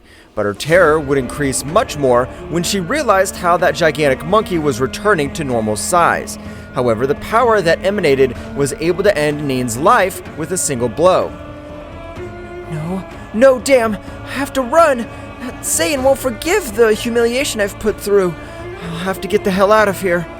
Nin, with his great power, would try to open a three-dimensional crack, but it was useless to him since the power that Kakarot released overshadowed all of Nin's power completely. So Nin would stare at Goku with great determination. He would increase his power to the maximum. I have to end her life while she's transforming. It's my only way to survive. Nin would expel all her power and begin to channel it in a single one of his hands. The power he released was gigantic, since even part of the planet was destroyed with the simple release of that attack. I hope you're able to withstand this attack that is done with 100% of all my power. Not even a priest would be able to withstand it. The powerful attack was coming towards Kakarot, but to Nin's surprise, Kakarot, with only one of his hands, was beginning to repel such an attack, until he was able to make it so small, but the effort he was making was incredible, since Kakarot was still in transition. However, he had been able to withstand all the power that Nin had directed at him. After a few minutes, a big explosion would be created all over that place. That's right, the power that Kakarot had been to destroy would have caused that big explosion. Doesn't matter that you're able to destroy my attack, since one way or another, the attack had to explode, and it did so a few millimeters away from you. That means that you are more than dead. But among all the chaos that had been formed, a silhouette would begin to form. That's right, Kakarot's entire body was engulfed in flames, while Kakarot, with a cold gaze, would approach towards Nin. His appearance had also changed completely, because this time, he had a pink fur while his gaze would make even the most experienced warrior run, because the simple pressure and aura of Kakarot were able to form the silhouette of death. You've tried to kill me with that power. He even was no longer useful to you. You tried to end my life, so this very instant, I'll end your pathetic life. Kakarot would get much closer to Nin, but with a big flash and without caring that she was a woman, he would connect a powerful blow to Nin's stomach, which on this occasion would make her bleed too much. Nin would fall to the ground, while Kakarot would put a leg over her head. Who's the weak one this time? You are really considered a super goddess. Don't make me laugh. Your power's pathetic. You don't compare yourself to even an ant. You're useless. Nin, with his great power, would try to stand up, succeeding, but at the moment of throwing a blow, Kakarot, with his great speed, would fall on Nin's entire body, which again would make her fall to the ground, but this time with much more power. You're good for nothing, but I'll give you an advantage. I'll fight only with my right arm, and if you're able to make me bleed, I'll forgive your miserable life. Kakarot would stop releasing all that great pressure, so Nin, furious and with her pride shattered, would receive the pallium of her life, because while Nin tried to hit, Kakarot was able to connect hundreds of blows, so Nin wasn't able to do anything against him. Hell, giving a little of my power to this damn mortal has been a terrible idea. If I have to end this wretch's life or run away, but it'll be very complicated for me. Nin would pounce again against Kakarot, but the result was still the same. Meanwhile, in the Kingdom of Everything, Daishinkan had organized a meeting because Son Goku deserved it. Angels and gods, I'll be clear from the beginning. This meeting is for each of you to train, since one of the 12 gods had already fallen into the hands of Son Goku, but in all this time there has been no information about Son Goku. But father, there's no possibility that Mr. Goku died in the Battle of the God of Universe 4, since ending the life of a god is not simple. Excellent point of view, Whis. And of course there's no small possibility, but we have not been able to find Son Goku's body, nor his soul in the other world. If that means the God of Universe 4 used the destructive energy, or Son Goku's still alive. Indeed, even the Guardians of the mighty Zeno-sama have not been able to find out his whereabouts. For that reason, I have to keep them up their guard. All the gods would make a bow, quickly leaving to each of their universes. For their part, the deities of Universe 11 and 7 had gathered on the planets of Beerus, as well as their most powerful fighters. Belmont, one way or another, we'll have to finish that wretch, since I'm almost sure that miserable Saiyan hasn't died. But Beerus, why are you so sure? You're better than anyone to know that defeating a god isn't an easy thing, and if he's been able to defeat him, he'll have to be willing to die. With the respect you deserve, God Belmont, Kakarot's still alive, and I assure you, because Kakarot never gives up, and if they were not able to find his soul in the other world with 100%, I could say he's still alive. In that case, he's alive. This time, I'm planning to end that miserable mortal's life. I can't believe I lost him in the Tournament of Power, and now I want to destroy all the 12 universes. But in that case, we must have a plan, and above all, not to trust ourselves, since I know better than anyone that Son Goku is an expert on the battlefield. But while everyone was talking, the 12 universes began to see each other in absolute chaos. While hundreds of rays and lightning could be observed all over the place, and instantly a pressure that had been able to bend each of the guardian angels became present, that pressure even made Daishinkan move much slower. Whose big pressure is this? I'm surprised that there's a being able to limit my speed, but I don't think it's Son Goku. In Universe 7, a dark, large energy portal would form, but a moment later it would explode completely, and a Kakarot with a few wounds could be observed while possessing the heart of the goddess Nin in one of his hands. I have to show you that to Daishinkan. What'll be his reaction when he realizes that I've been able to take down a goddess that even he respected? But Kakarot, before going to the Kingdom of the Whole, he would realize that the power of the deities of Universe 7 and 11 was very close. So as if it were a flash, he would arrive in front of them, who was not able to raise their head, since the pressure would increase much more. But Kakarot, at the moment of arriving, would give a big laugh, and his great pressure would decrease. How pathetic! They're not able to move with that simple praising. How will they be able to beat me? This is gonna be a lot of fun. Kakarot would leave for the realm of the All, while the great pressure would disappear from the 12 universes, as Kakarot would begin to focus 100% of all his pressure on the higher level deities. It's time to give this gift to Daishinkan for the first time. I want to exchange a few blows with him, so I'm not going to trust. Meanwhile, the deities of all the 12 universes were surprised, since even they, who were considered the most powerful beings below the Zeno-sama and Daishinkan, were completely subdued. Kakarot, at the moment of arriving, would crush Nin's heart, causing too much blood to spread through the realm of the whole. This is the heart of the powerful goddess Nin. Although as powerful as she possessed absolutely nothing, since with one hand I was able to end her life. Daishinkan was surprised, but before being able to react, Kakarot had given a powerful blow to Daishinkan's jaw. But the blow contained an overwhelming power, which was able to send Daishinkan flying to a planet, completely destroying it. Daishinkan, without wasting time, would release 100% of all his power, with which he'd been able to exchange hundreds of blows against Kakarot. But incredible as it may seem, Kakarot was beginning to bend Daishinkan with each of his punches. So the instant Zeno-sama would leave the palace, realizing that great battle, both guardians had also joined the fight. So the trio of warriors began to have an advantage against Kakarot, but with a powerful roar, Kakarot was able to push back the three warriors. This is funny! Finally a battle that'll increase my ego completely, but they're in luck, because today I don't plan to end their lives. Don't say stupid things or think that they'll run away again, because we know that if you run away, you'll become much more powerful. In that case, I'll knock all three of you out and leave, because if I end your lives right now, I won't have anyone to have fun with. That's right, Kakarot's new personality was much more confident. So Kakarot, without difficulty this time, began to measure himself with the trio of warriors.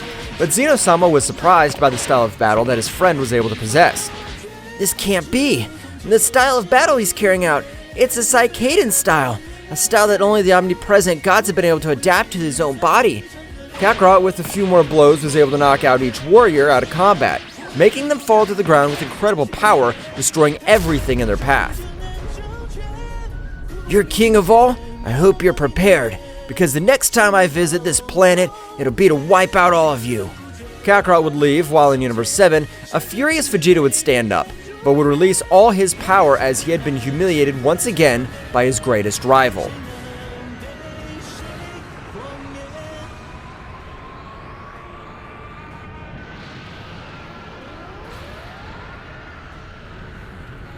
The Vegeta power would rise in an incredible way, so much that it would leave everyone present surprised by the brutal increase in power of the Prince of the Saiyans.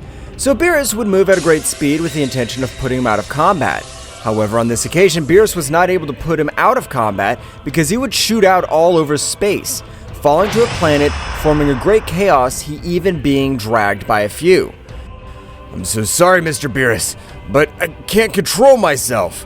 I went in that damn worm's life with my own hands. But the Prince of the Saiyans would be taken out of his thoughts by the voice of Gohan. That's right, the voice of Son Goku's eldest son. Mr. Vegeta, I understand that you want to end my father's life, but currently, it's impossible for us. Vegeta, blinded by anger, would pounce against Gohan, but Gohan, without wasting time, would accede to his beast state, leaving surprised everyone present. For all the power he was capable of emanating, Vegeta would be surprised by a powerful blow which had sent him flying. So Gohan, without wasting time, would begin to exchange thousands of blows with the Prince of the Saiyans. The level of the battle was of apocalyptic levels, because they moved through most of the 12 universes, while So in a place even further away from the 12 universes, so he would not take the battle into account, because from his perspective they were simple worms. Goku would start meditating because he felt like all his internal power was accumulated in a single point. Damn, I need to expel all this power, but I feel like my body wants to explode, but I know I'm able to withstand it. Goku would begin to raise all his power in an incredible way, but despite raising his power, he had returned to his base state. However, the power he released was much greater, so after a few minutes, he had accessed the Super Saiyan Blue, but his power would not remain there, because he would squeeze his hands, being able to expel all the accumulated power. So his hair would turn a white color, as well as several red marks would appear on his forehead. But from a big explosion, it was possible to observe this Goku in his new transformation. Wow, this power is amazing! Nothing, and no one will be able to end my existence. I'll be the new king of everything, the new ruler of everything existing. Goku would begin to train his new power because the energy depletion was evident.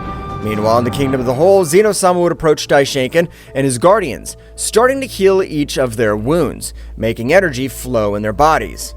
I can't believe that Goku's power was able to finish off three beings of an atomic power scale, like my guardians and Daishinkan are.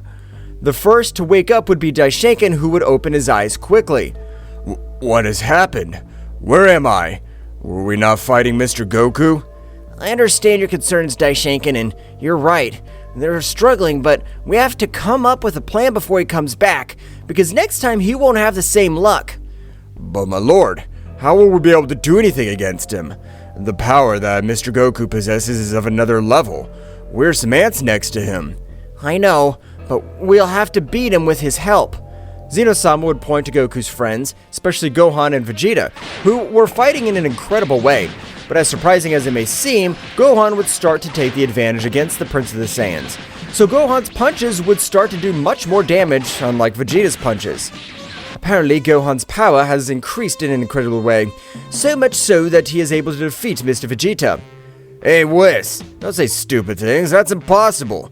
Gohan hasn't had the training of an angel. But everyone present was amazed when Gohan would channel a great power in his right hand, but instantly he would make it float in his entire fist, being able to grant a blow which would make him fall to the ground out of combat. Gohan, your power has grown in an incredible way. May I know what kind of training you've followed, since it's impossible for a mortal to reach those levels without the guidance of being a divine energy? It's amazing as it may seem, I have been able to get this power on my own, but I plan to end my father's life since there's no other solution. That's what all of us have tried, but Son Goku's power is amazing. I doubt even with that great power he'll be able to do anything against him. But he's not alone, Beerus. The more warriors want to join us, we will have much more chances to defeat that monster. But instantly a portal would be created from which all the beings of the realm would arrive on the battlefield. We have observed everything that has happened, and let me tell you that we have one last alternative, but we need your support, as we will use a heavenly technique.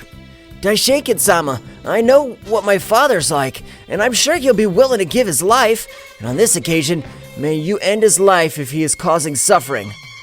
This technique is known as celestial expulsion. We need the blood of his firstborn as well as the blood of the 12 gods and angels, so Goku will be able to lose his power for a time of 1 minute, in which we'll be able to end his life. All of us will do whatever it takes to protect the 12 universes, so count on us equally. As I, the God of the Universe 11, I pledge to use all my military power, so that all warriors collaborate. I, as Son Goku's firstborn, I give my blood so that we'll be able to end my father's life. Daishoken together with Zeno-sama would make everyone present recover the maximum of their energies. So instantly they would start with the Great Ritual, to which each god and angel attended after about 3 hours. The celestial expulsion was done. On this occasion, Gohan, with an energy sword, had been able to pierce Son Goku's skin a little, so that at that technique he'd be able to enter his energy system. And it's this time. Today will make our lives worthwhile or we will die trying. All over the place, a large portal would be formed, so Goku had appeared, but the appearance he had achieved this time was surprising, since Zeno-sama and Daishoken would recognize the Omni signs that Goku possessed on his forehead. Apparently everyone's gathered in one place for me to finish with you. But for the place, Broly's power would be released all at once. While Broly released all his power, he would remember the last training they had had. So Broly would expel the power that his body supported, even taking it to the limit. Broly would pounce against Goku, and behind him all the other warriors and gods had pounced against him. While Gohan was looking for the perfect opportunity to execute the technique, all the warriors against Goku seemed to have a great advantage. But it was quite the opposite, since the blows of the gods, angels, and even Daishoken were not able to do anything against him. Unlike the blows of Goku, they were able to leave warriors out of combat. All over the place, a great light would be observed. That's right, Zeno-sama had accessed his combat form, so the power that was emanating was complete madness. Zeno-sama would still join the battle, but the result would remain the same. Goku would remember immediately to execute his iconic technique, the blow of the dragon. But on this occasion, it was a great colored dragon, and at the moment, he would release hundreds of rays, finishing with most of those present. So Goku would begin to head towards the King of All, who had entered a state of panic and anger, so with all his power, he had launched himself against him. Thousands of blows would be observed all over the place, however. Goku's power had not diminished in the slightest. However, Gohan would realize that his father's defense was completely null. So at the moment, Gohan, at a great speed, was able to nail a few millimeters sword of energy being enough. But Goku had felt absolutely nothing. Can you explain to me what you've done? I felt absolutely nothing. Goku would throw himself against Gohan, so father and son began to exchange thousands of blows. But if even beings like the king at all were not able to do anything against him, much less Gohan, however, at a decisive moment of the battle, Goku's power would fall to incredible levels, and he would likewise regain consciousness. What happened? Vegeta at a great speed would hold him tightly, and with a mental slingshot, he would indicate everything that he had caused in the 12 universes since his battle with Broly. Vegeta, you're the right warrior to end my life, so do it. Goku's power would begin to rise again, but at the same time it would decrease, so Goku would take control. Friends and loved ones, I ask for an apology. I don't know what happened, but I don't think I've been in control for so long, so finish me quick. Vegeta would hold Goku tightly, so he would communicate with Daishinkan telepathically. I, as the Prince of the Saiyan races, to take care of this problem. I plan to use an explosion with all my power, but I want you to throw destructive energies at us at the same time. That way, we won't have the option to resurrect. But Mr. Vegeta, that means that even you will die. We must look for another solution. To die with my greatest rival and to be the savior of the 12 universes is the greatest honor for a warrior like me. Vegeta, do it! I can't control myself anymore. Get ready, Kakarot. Now we'll die together. Vegeta, with his power to the maximum, would create a big explosion all over the place. The evil part of Goku would try to use his power to be able to withstand the explosion, but it was impossible for him since the explosion of Vegeta on this occasion was accumulated the energy of each god and angel. So Goku, without having any defense, would begin to be eliminated in its entirety. So all the gods and angels in the same way would throw thousands of energy spheres all over the place, leaving no trace of the most powerful rivals of the 12 universes. This is finally over. We've lost several warriors, but Lord Vegeta has completely sacrificed himself. He's the most honorable warrior I've ever known. But from the Super Dragon Balls, the mighty Dragon God Zalama was manifested. And from a great flash, its creator could be observed, the mighty creator Zalama. I have been able to realize everything that happened, and the warriors who have given their lives today should not die. So I will give them one more chance. Zalama, with his great omnipotent and omnipresent power, was able to bring to life every warrior, including Goku and Vegeta. I appreciate the powerful gesture, God Zalama, but we must end the life of that Saiyan again, because of him, all this happened. Don't worry, I've taken care of ending all the negative essence that was sleeping inside. From today, his heart is pure again as it has always been. I really appreciate it. It's given a new opportunity to my father. They have earned it in thousands of years. I have not observed how divine mortal beings unite for the salvation of their multiverse. The mighty Zalama has restored each planet and universe, while all the other warriors were out of combat. After a few days, we could observe all the warriors in their respective universes, just as Goku had apologized to each of the warriors. Everything's back to normal thanks to the mighty god Zalama. That's right, my lord. Even on this occasion, Mr. Goku and Vegeta are the Megaversal Protectors, as their powers currently even surpass us. That's right, Goku and Vegeta were able to master the state of the god Omni in its maximum splendor, being able to defeat beings that even threaten the existence of a king at all. Vegeta, I appreciate that you were able to stop me. Don't worry, but I was planning to die with you. Both warriors continued to keep an eye on each of the 12 universes, while Goku's heart had returned to normal, being cleansed of evil. At the moment when both warriors were fighting a battle that could change the fate of Earth, this being who presented himself as Bahamut's henchman, this dark entity with a humanoid shape but a bird's head, was going to be surprised by the abilities of the Saiyan warriors. In the middle of the combat, of all the show of strength between both warriors and this dark being, Takami, with a confused face but confident that his strength was far superior to that of these earthly warriors, thought, I'm amazed at the strength these earthly beings possess. I guess they deserve to know who'll kill them. Then at that moment he told them, with a malevolent smile, he said, I've been surprised by warriors. That's why they deserve to know my name. I'm Takami, sacred god of darkness, follower of the supreme god Bahamut. Goku, very surprised of what he's hearing, said, More gods?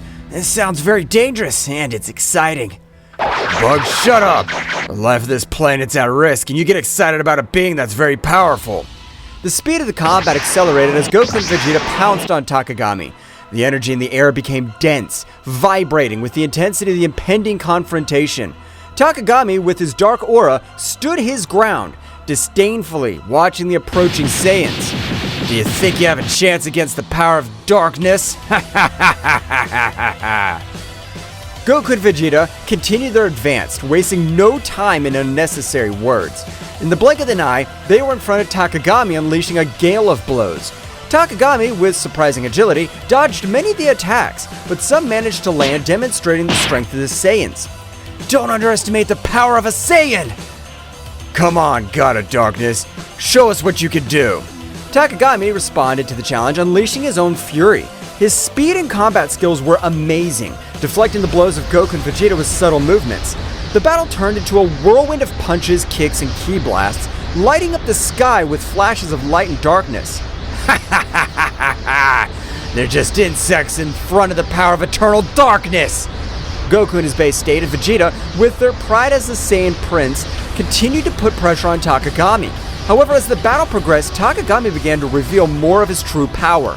His dark aura intensified and his form subtly changed, revealing a transformation that increased his power exponentially. This can't be good. Goku, always excited for a challenge, added, "Vegeta, get ready! This is getting interesting." Takagami's increased power created an overwhelming pressure on the battlefield. His speed increased dramatically, and his strength eclipsed that of the Saiyans. However, Goku and Vegeta were not intimidated. With determination, they raised their own power of levels, taking the battle to new heights. The fighting continued with swift attacks and explosions shaking the battlefield. Goku and Vegeta, now in more advanced forms, kept up the pace, challenging Takami at every turn. However, despite his efforts, the sacred god of darkness proved to be a formidable adversary. This is entertaining, but your resistance is useless. The darkness consumes everything. Goku and Vegeta, without giving up, exchanged determined glances. "Vegeta, it's time to go further!" Huh, of course, Kakarot. As Chaos and Ten Shin Han rushed to warn the other Z warriors, the confrontation between Goku, Vegeta, and Takami entered a new level of intensity. The struggle for the fate of the universe was in full swing. A cosmic battle was raging on planet Earth, where darkness and light collided in a frantic dance of energy. Goku and Vegeta, the brave Saiyans, were facing Takami, the Falcon, sacred god of darkness. The intensity of the combat resonated in the universe, and every movement threatened to tear reality itself apart. Takami, who had increased his power, floated in the air with an imposing presence and dark aura. His eyes glowed with malice as he watched the Saiyans, who stood firm, prepared to defend their fate of the planet. In response to their enemies' increased power, Goku and Vegeta channeled their ki to the maximum, raising their power to the Super Saiyan. Vegeta, this guy's strong, but that only means that this fight will be even better.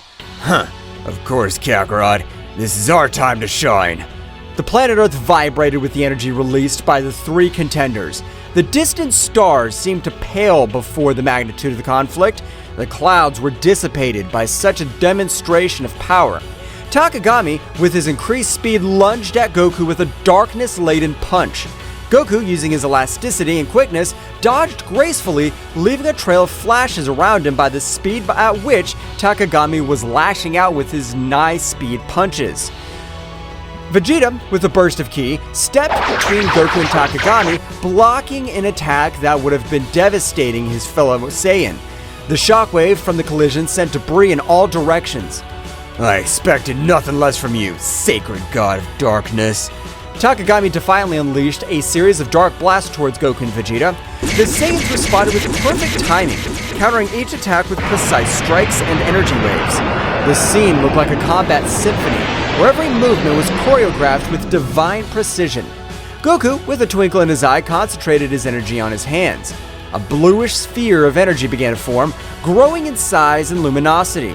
Vegeta, observing the familiar technique, smiled as he recognized the power that Goku was summoning. A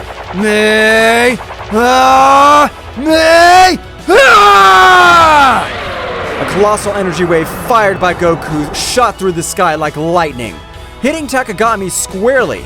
However, the darkness was absorbing the energy, and the Falcon emerged unscathed, laughing disdainfully. Is that all you have, Saiyan?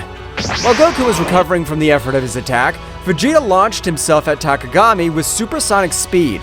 His fist slammed into the Dark God, creating a shockwave that shook the air. However, Takami responded with a burst of energy that sent Vegeta backwards.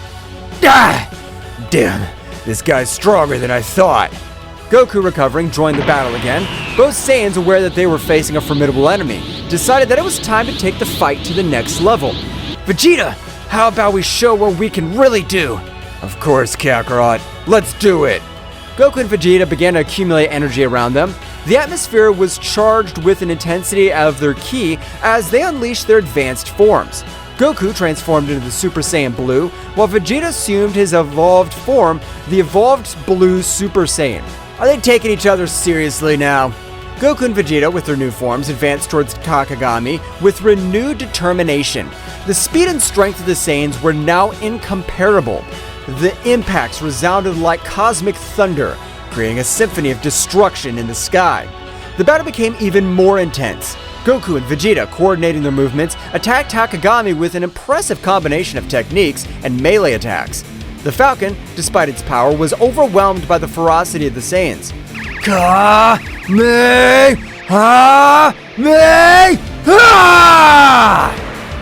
Final flash! The bursts of energy, one blue and one golden, converged into a titanic explosion that engulfed Takami. Light and darkness mixed in a burst of dazzling colors. However, when the explosion dissipated, Takami emerged once more, his form slightly battered, but his determination intact. His power is awesome, but I'm a god. The darkness cannot be defeated so easily.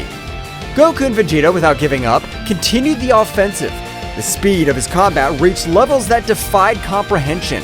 Punches and kicks were exchanged in a split second, creating a glow of cosmic collisions. Big Bang attack! Kaioken 20 times! The energy exploded again, shaking the sky with its fury. However, Takami, with his divine resistance, withstood the attacks. The battle raged across the cosmos, with the warriors disappearing and reappearing in flashes of light and shadow. In the middle of the struggle, Goku and Vegeta began to feel an overwhelming pressure.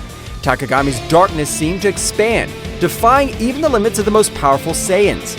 Reality itself was twisting under the influence of dark energy. This darkness is incredibly strong. We can't back down now, Kakarot. We must get over this. Both Saiyans raised their powers even more. The fight reached a new peak of intensity. The Saiyan was exploding like fireworks in the vastness of the night sky, lighting up the darkness with flashes of determination and defiance. Takagami, at the epicenter of the storm, smiled ominously. Now you'll see the true power of eternal darkness. The universe trembled as the battle reached its climax.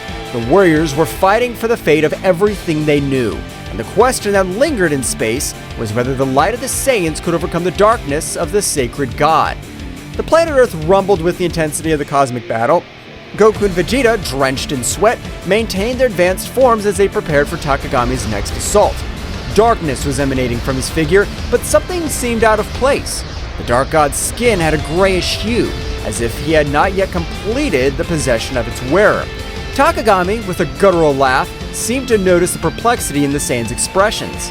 Surprise, Saiyans! I've not yet revealed all my power. Goku and Vegeta exchanged puzzled looks. Something was not right, and both warriors felt it. At that moment, Takagami convulsed. A new form shook, as if he was fighting against something. An invisible force seemed to pull at him from within. No! I haven't taken complete control yet! Suddenly, a burst of dark energy enveloped Takagami, hiding him from view. The Saiyans were on guard, prepared for any surprise. Their energy in the air became denser, as if the cosmos itself was on the verge of transformation. What's going on? Before they could form any more questions, the dark energy dispersed, revealing Takagami's true form. However, what they saw took their breath away. At the moment of arriving at his true form, he let himself see the body he was possessing. This body was Yamcha's. Once the warriors saw that, Takagami completed his bird-headed humanoid form. But now the true form of the sacred god of destruction was clearly revealed. The Falcon's head was clearly shown, with a defined musculature but a thin body, wearing blue Egyptian clothes with gold bracelets and a gold necklace. Huge wings which disappeared and appeared at their whim. Now Takagami had something going for him. He was playing against the Saiyan warriors. Not only should he defeat them, but they should also avoid harming Yamcha. That's what Yamcha looks like! Takagami's rumbling laughter filled the space. Now completely in possession of Yamcha's body, the Dark God was displaying a malevolent smile. That's right, Saiyans. This weak body belongs to me now.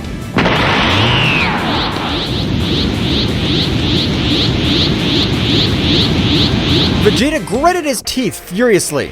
Damn it! How dare you possess one of us? It's not just one Saiyan. Soon all of you will become Bahamut puppets. The reality of the situation hit Goku and Vegeta, but the force of the cosmic impact, the dark entity they were facing, was not only a dark god, but also had the power of possessing earthling warriors. Yamcha, now inside the sacred god of darkness, did not have any sign of consciousness. The god had taken control of his being completely. Ha ha ha ha! There's no escape. Bahamut will be released, and this universe will fall into eternal darkness. Goku and Vegeta shared a determined look. They knew the threat was even greater now. Not only were they fighting a dark god, they were also faced the possibility of losing their friends and allies in this fight. Vegeta, we have to find a way to free Yamcha and stop Takami. Of course, Kakarot. But first, we have to deal with this dark god. The battle continued, but now the situation was more desperate. Takami, with Yamcha's body, unleashed an unstoppable fury. The Saiyans struggled not only against eternal darkness, but also against the weight of facing one of their own companions. Explosions of energy lit up the sky, but the inner struggle of Goku and Vegeta was equally intense. Every blow, every burst of ki resonated with the promise of freeing Yamcha and saving the universe from the threat of Bahamut. But Takami wasn't going to give up so easily. Do you think you could beat one of the World Eater's henchmen? The dark energy intensified in the ultimate form of the sacred god of darkness. Now, the freedom to be able to use all his power launched relentless attacks. Goku and Vegeta, with their advanced forms, were fighting with all their might, but the darkness had a firm grip. The struggle dragged on. Every moment seemed like an eternity. Yamcha, although he was just a contender for Takami, at one point during the fight showed signs of pain on his face. It was as if his very essence was fighting against the darkness that was consuming her. Yamcha, hold on! Let's get you out of this! But Goku's words were lost in the storm. Takami, with a maniacal laugh, continued his assault. The Earth, witness of this cosmic conflict, trembled before the magnitude of the confrontation between light and darkness. Somewhere far away, Chaos and Ten Shin Han, after learning the other Z warriors about the threat, returned to the battlefield. Seeing the situation, Ten Shin Han's face filled with fury as Chaos clenched his fist determinedly. Takami, I'll make sure you pay for this! Both warriors joined the fight, but even with their abilities, facing a dark god who possessed one of his own would not be so easy. The battle turned into a desperate struggle to face Yamcha and stop Bahamut before he was released.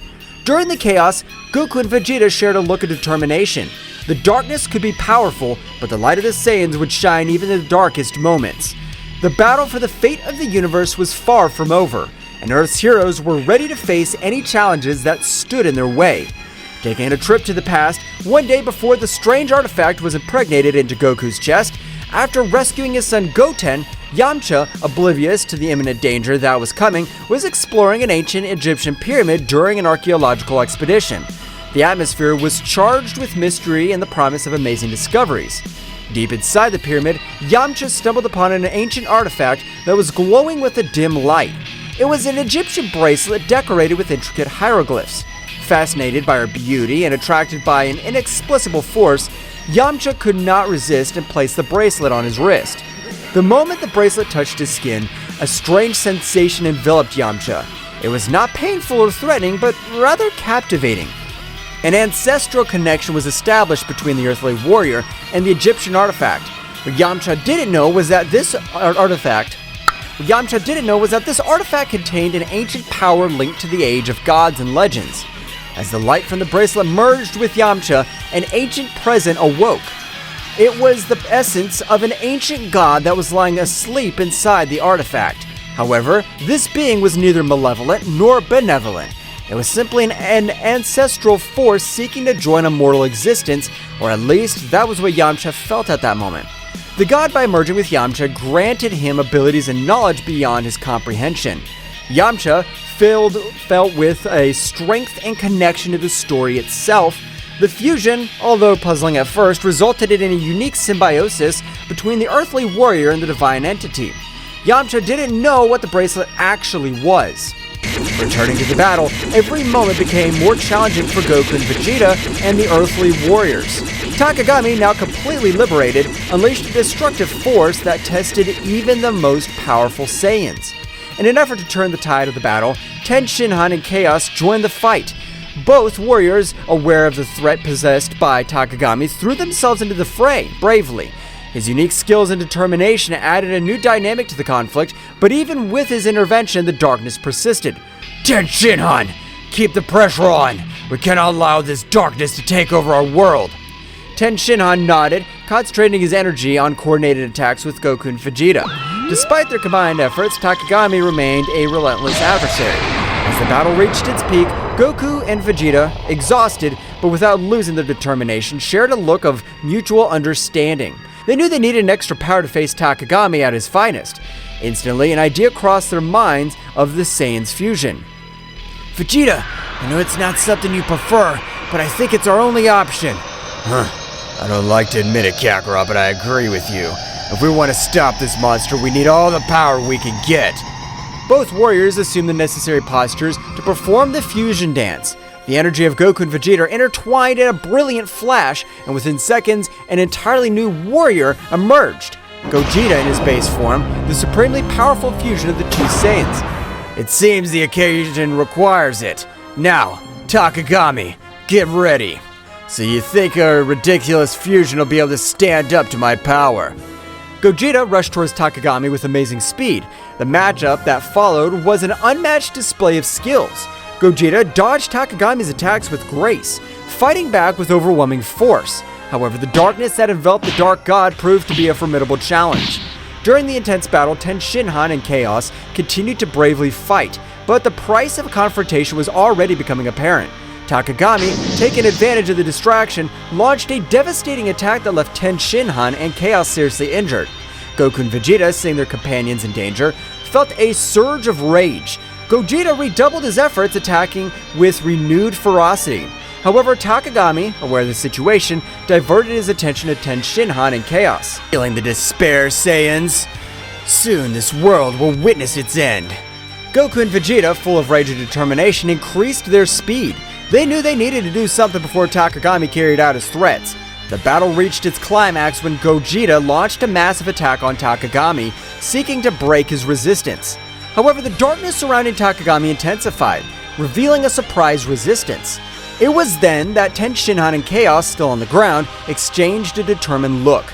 They knew that whatever they had to do to give Gogeta a chance to defeat Takami. Goku, Vegeta, you need time. I'll take care of holding this monster. I'll come with you, Shin Han. Together we'll be the barrier they need. Goku and Vegeta, although reluctant to lose their friends, went at full speed to avoid what they had in mind. Don't do it! Shin Han, Chaos! Shin Han and Chaos stood up, ignoring the pain coursing through their bodies. With determination, they faced Takami, resisting his attacks with all their might. Gogeta, seeing the situation, understood the magnitude of the sacrifice they were making. We cannot disappoint this sacrifice. We have to win this. While Shin Han and Chaos bravely fought Takami, Gogeta continued his assault with the intensity intact. The battle was taking place on two fronts, with the Earth Warriors sacrificing themselves to provide the necessary opening. Goku and Vegeta, as he approached, their hearts were filled with sorrow and gratitude towards Shin Han and Chaos. Gogeta, with supersonic speed, approached the scene where Shin Han and Chaos were bravely facing Takami. His gaze reflected the mixture of determination and regret, knowing that the sacrifices of his teammates were the key to victory. Hold on a little longer, guys. Let's put an end to this. The Saiyan fusion advanced towards Takami, who, upon seeing Gogeta's arrival, stopped attacking Shin Han and Chaos to confront the fused warrior. The intensity of the battle reached a new level, with attacks and counterattacks echoing across the battlefield. Shin Han, with his remaining strength, took advantage of that distraction to hold Takami with all his strength, preventing him from moving freely. His face showed determination and resignation at the same time. Chaos, this is your chance. Make every second I hold this monster worth it. Chaos, next to Shin Han, nodded weakly. His body showed the ravages of the battle, but his eyes were shining with all the will to do the duty. Shin Han is right, Gogeta. The light will always prevail over the darkness. Remember that. Goku, Vegeta, take care of our world. This is our last act. At that moment, Chaos accumulated an immense amount of energy to sacrifice himself.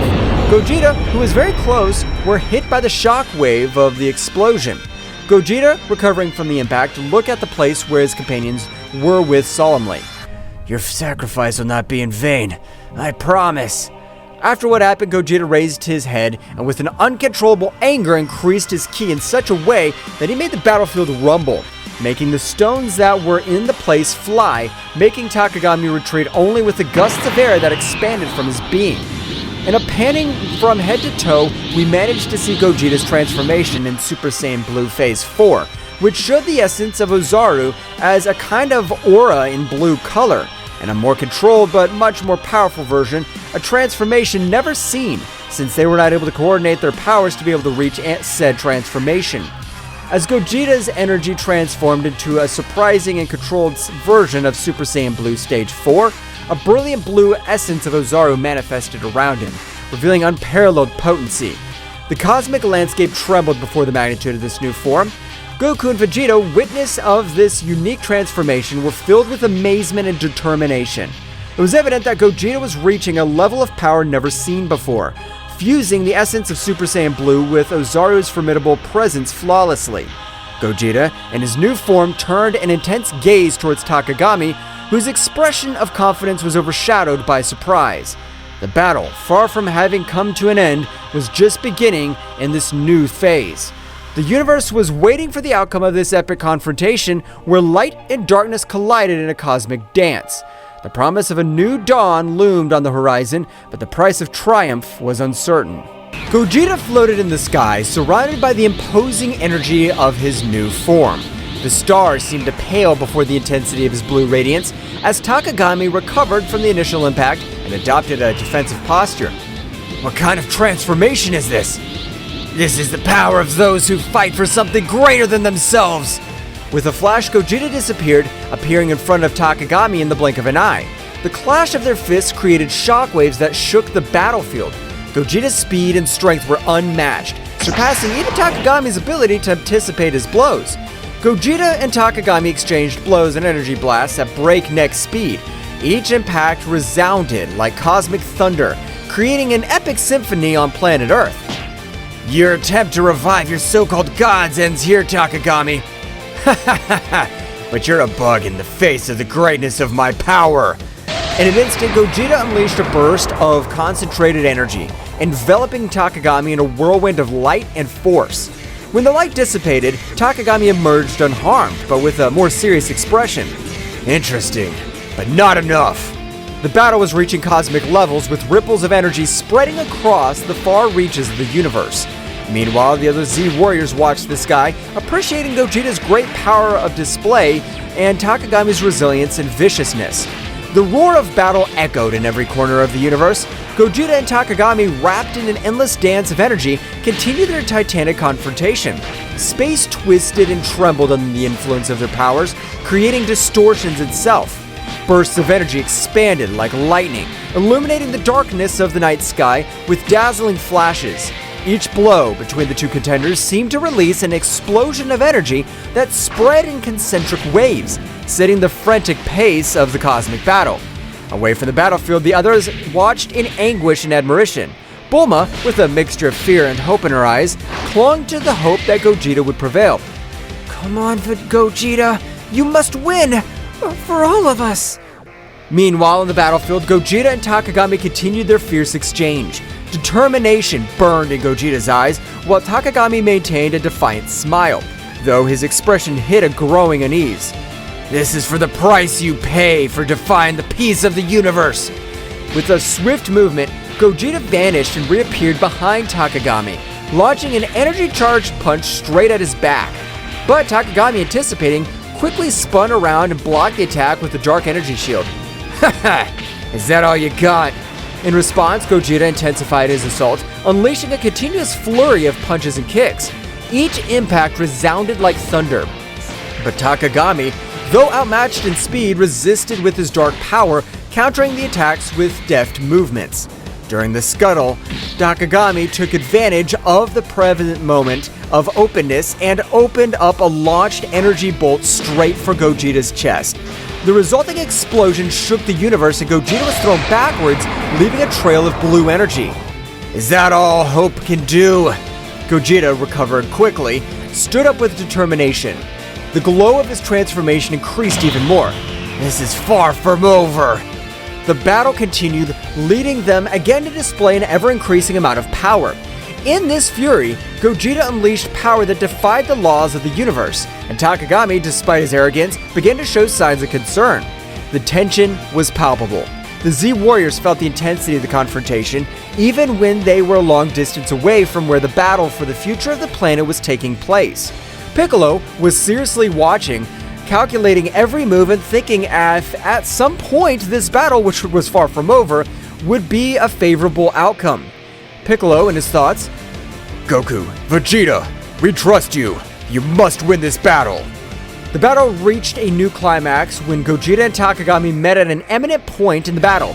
The energy emanated from them, illuminating the vastness of the dark sky, creating a dazzling spectacle of colors and flashes. You cannot escape darkness. Darkness will never prevail over light. You're a fool if you think your light can eclipse my power. Suddenly, a voice echoed in Gogeta's mind, a familiar but distant voice. Gogeta, do not underestimate your enemy. Truth lies within strength. The transmission abruptly cut off, leaving Gogeta bewildered. Before he could reflect on it, however, Takami lunged towards him with surprising speed, unleashing a series of punches and kicks that left Gogeta struggling to keep up. At that moment, a fleeting image flashed through Gogeta's mind, a vision of his loved ones, of his purpose, and the responsibility he carried on his shoulders. The energy of the transformation fanned, and Gogeta, with newfound determination, struck back with renewed ferocity. This is the limit of your tyranny, Takami. The limit's up to you, Gogeta, and your limit is my power. Suddenly, the sky around him fragmented, and multiple distorted versions of Takami emerged from the dimensional rifts, each with a malevolent grin. You cannot defeat me, Gogeta. I am eternal. I'm a god. You may be powerful, but I'm not alone in this. The battle reached a new intensity as multiple distorted incarnations of Takami surrounded Gogeta. Each emanated a dark energy that defied the laws of the universe. The air itself seemed to vibrate with the pressure of their combined presences. At that precise moment, Goku and Vegeta's fusion had come to an end due to the amount of power they had used in order to stand up to Takami. Goku and Vegeta, although they had returned to their individual forms after the fusion, knew that the key by defeating Takami lay in perfect unity and coordination. Vegeta, we're in this together. Let's give all our power to be able to confront him so we can free Yamcha from this so-called god. Yes, Kakarot, this insect will not defeat us. The Z Warriors watched in amazement, aware that the fate of the universe hung in the balance. Piccolo analyzed this situation, looking for any weaknesses that could be exploited. The others prepared to act if the opportunity presented itself. Goku and Vegeta, now separated, their fusion as Gogeta, faced Takami with determination in their eyes. The dark presence of the supposed god loomed over them, but the Saiyans were determined to free Yamcha and put an end to the threat he posed. Vegeta, we need to coordinate our attacks. We've always been stronger when we fight together. For once, I agree with you, Kakarot. This insect will pay for what he did. The two Saiyans lunged towards Takami, attacking with a combination of punches and ki blasts. Takami, though powerful, was momentarily overwhelmed by the timing of the two warriors. However, his sinister laugh echoed across the battlefield. Your union will change nothing. My power is unlimited. Goku and Vegeta exchanged glances, realizing that the situation was more serious than they had imagined. Takami unleashed a wave of dark energy that sent them flying, but they quickly recovered, ready to continue the fight. The Z Warriors watched with concern. Gohan, though a bit intimidated by Takami's power, maintained his unwavering determination. Piccolo, with his keen intelligence, pointed out a possible weakness. It seems his power is linked to some source. We must find a way to break that connection.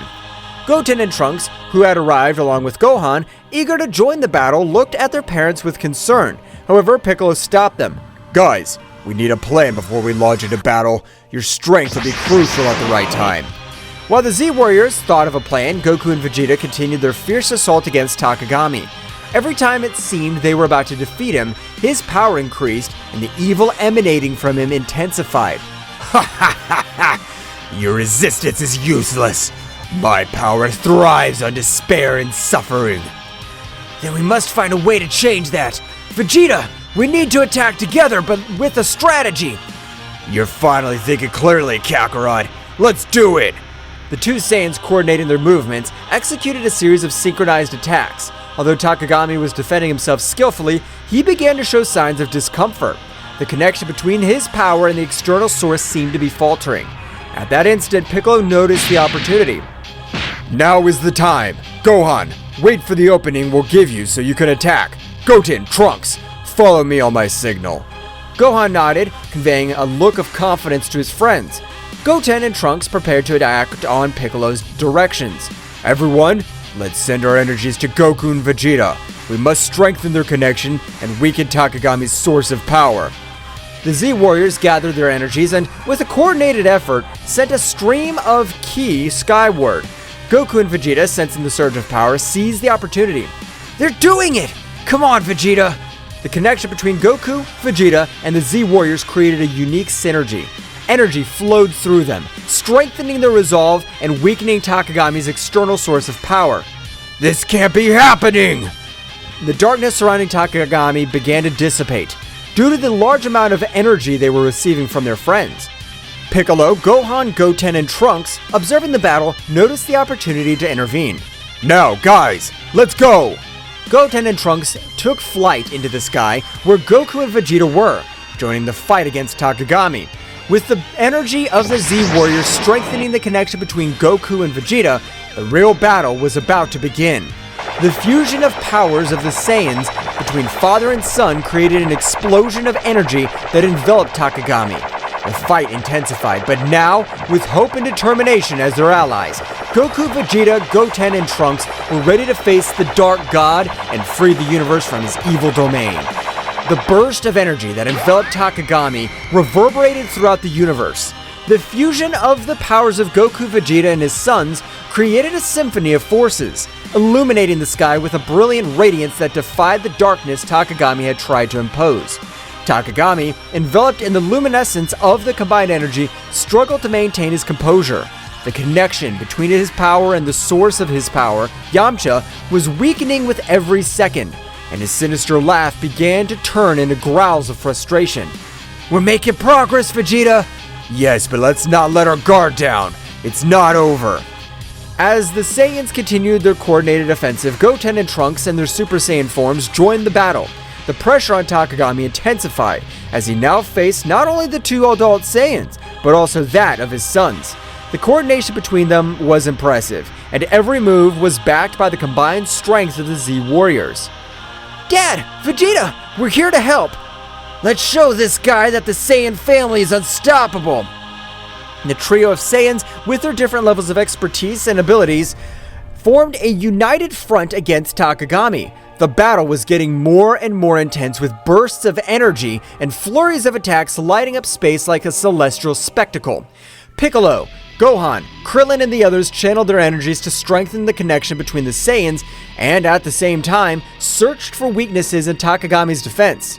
We must keep the pressure on and look for any opportunity to unbalance Takagami. Dad! Vegeta! Goten! Trunks! We all trust you! Let's defeat this enemy together! In space, the synergy between the Saiyans reached its peak. Goku and Vegeta, with the energy of their sons and the Z Warriors, fused their attacks in an amazing display of power. Takagami, despite his resistance, began to give ground. This is not possible! I'm a god! I cannot be defeated!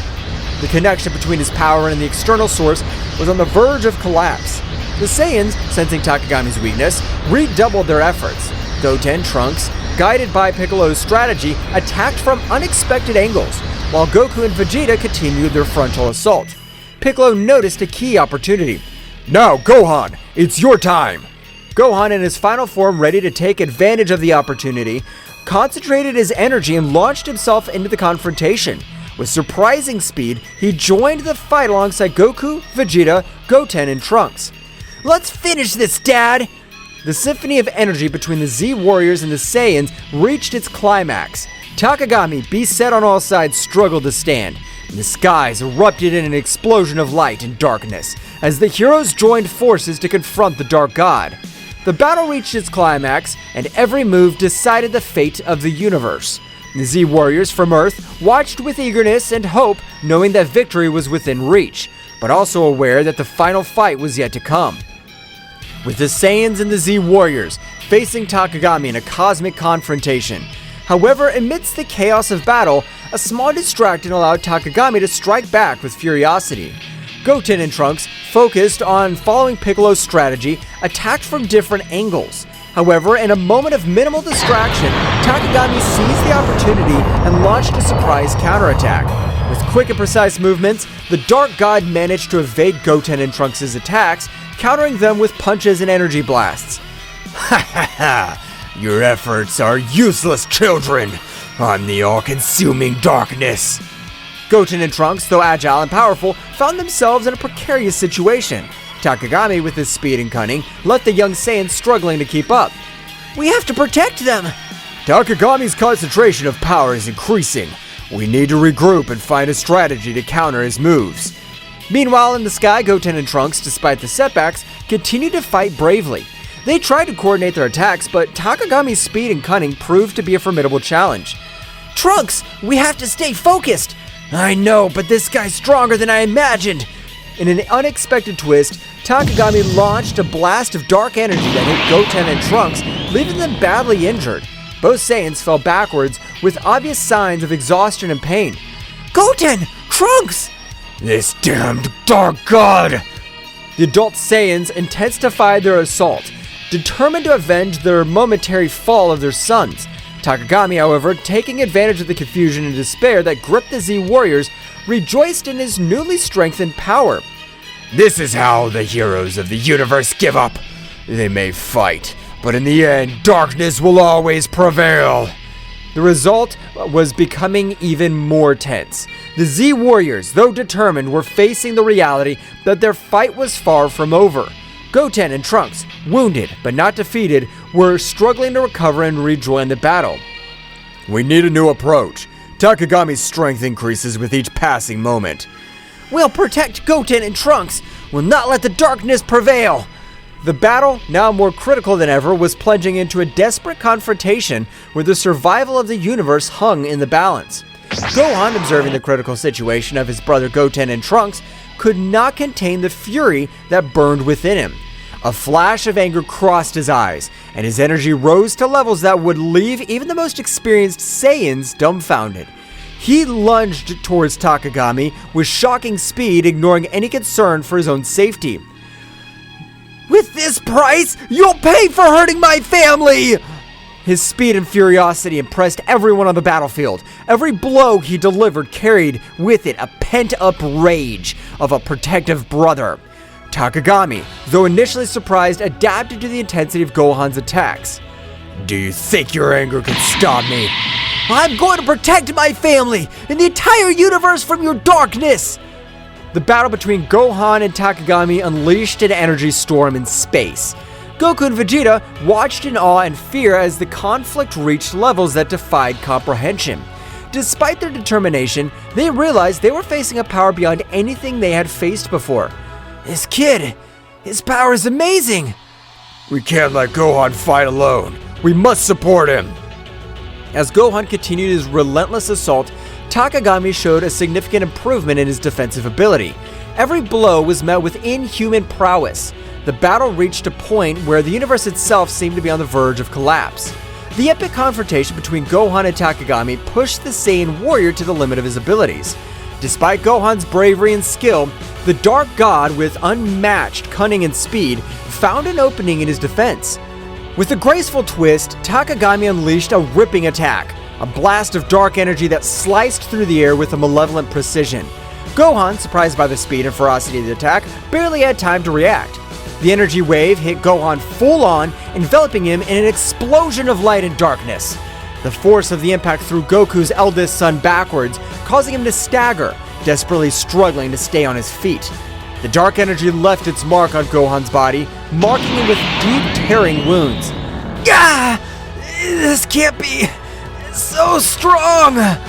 Takami, with a sinister smile, hovered in the air, observing the result of his devastating attack. The black energy around him seemed to vibrate with satisfaction as Gohan tried to recover. This is the power you praise so much. You're no match for me, Gohan. Goku and Vegeta, witnessing the scene from a distance, gritted their teeth helplessly. The situation was becoming more critical with each passing moment. Goten and Trunks, still injured but recovering, were prepared to rejoin the fight. Gohan! This damned, we can't let this continue. Goten and Trunks, sensing the urgency of the situation, approached Gohan to help him. Despite his own injuries, determination shone in his eyes. "Brother, are you alright?" Yes, but we need a new approach. We're not going to let this guy get away with this. Meanwhile, Piccolo and the other Z Warriors were also assessing the situation, looking for any opportunity to change the course of the battle.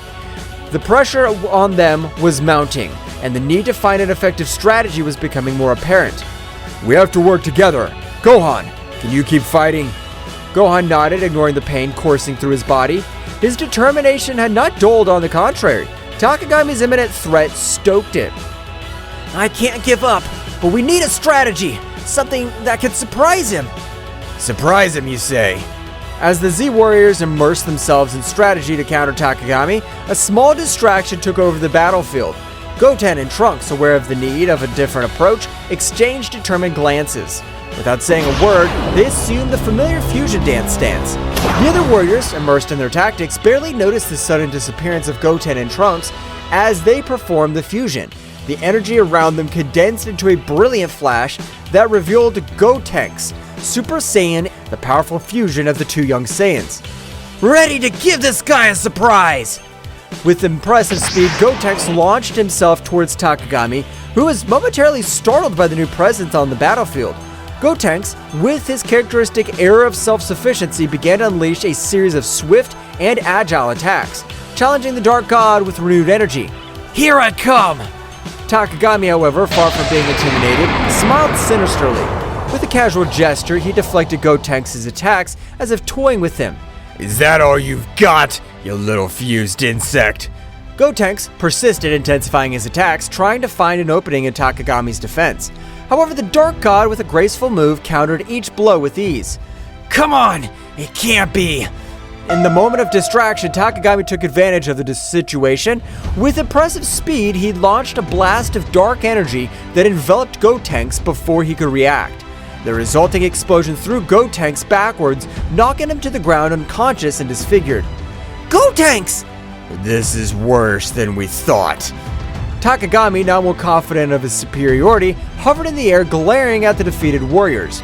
Goten and Trunks, still unconscious, lay on the ground as Takagami revealed in his moment of victory. Ha ha ha ha! Is this all you offer, Z Warriors? Your desperation only increases my power. With the outlook darkened by Gotenks' momentary defeat, attention turned to Gohan, who, badly wounded but driven by an inner strength, began to radiate intense energy. The pain in his body seemed to fuel his determination, and a wild golden glow enveloped as his ki reached never-before-seen levels.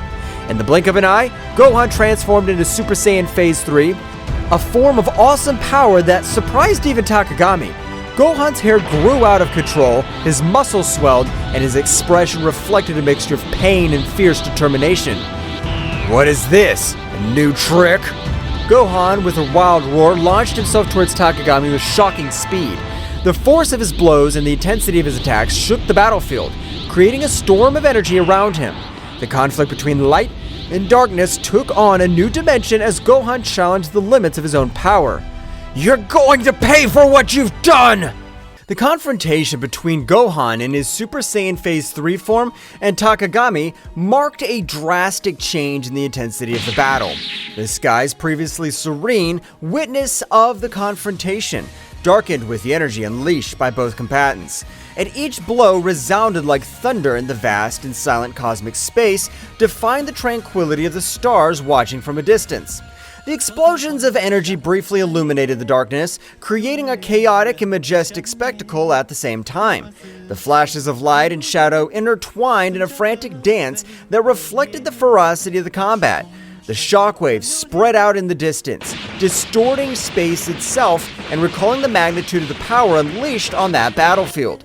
Each movement was a ballet of strength and dexterity, with Gohan and Takami challenging each other in a battle that transcended the physical, entering the realms of the mystical and the epic. Their cries of determination were lost amid the din of battle, but their spirits echoed in every exchange of blows, making it clear that this confrontation was not just for dominance or survival, but for the legacy of their lineages and the protection of their worlds.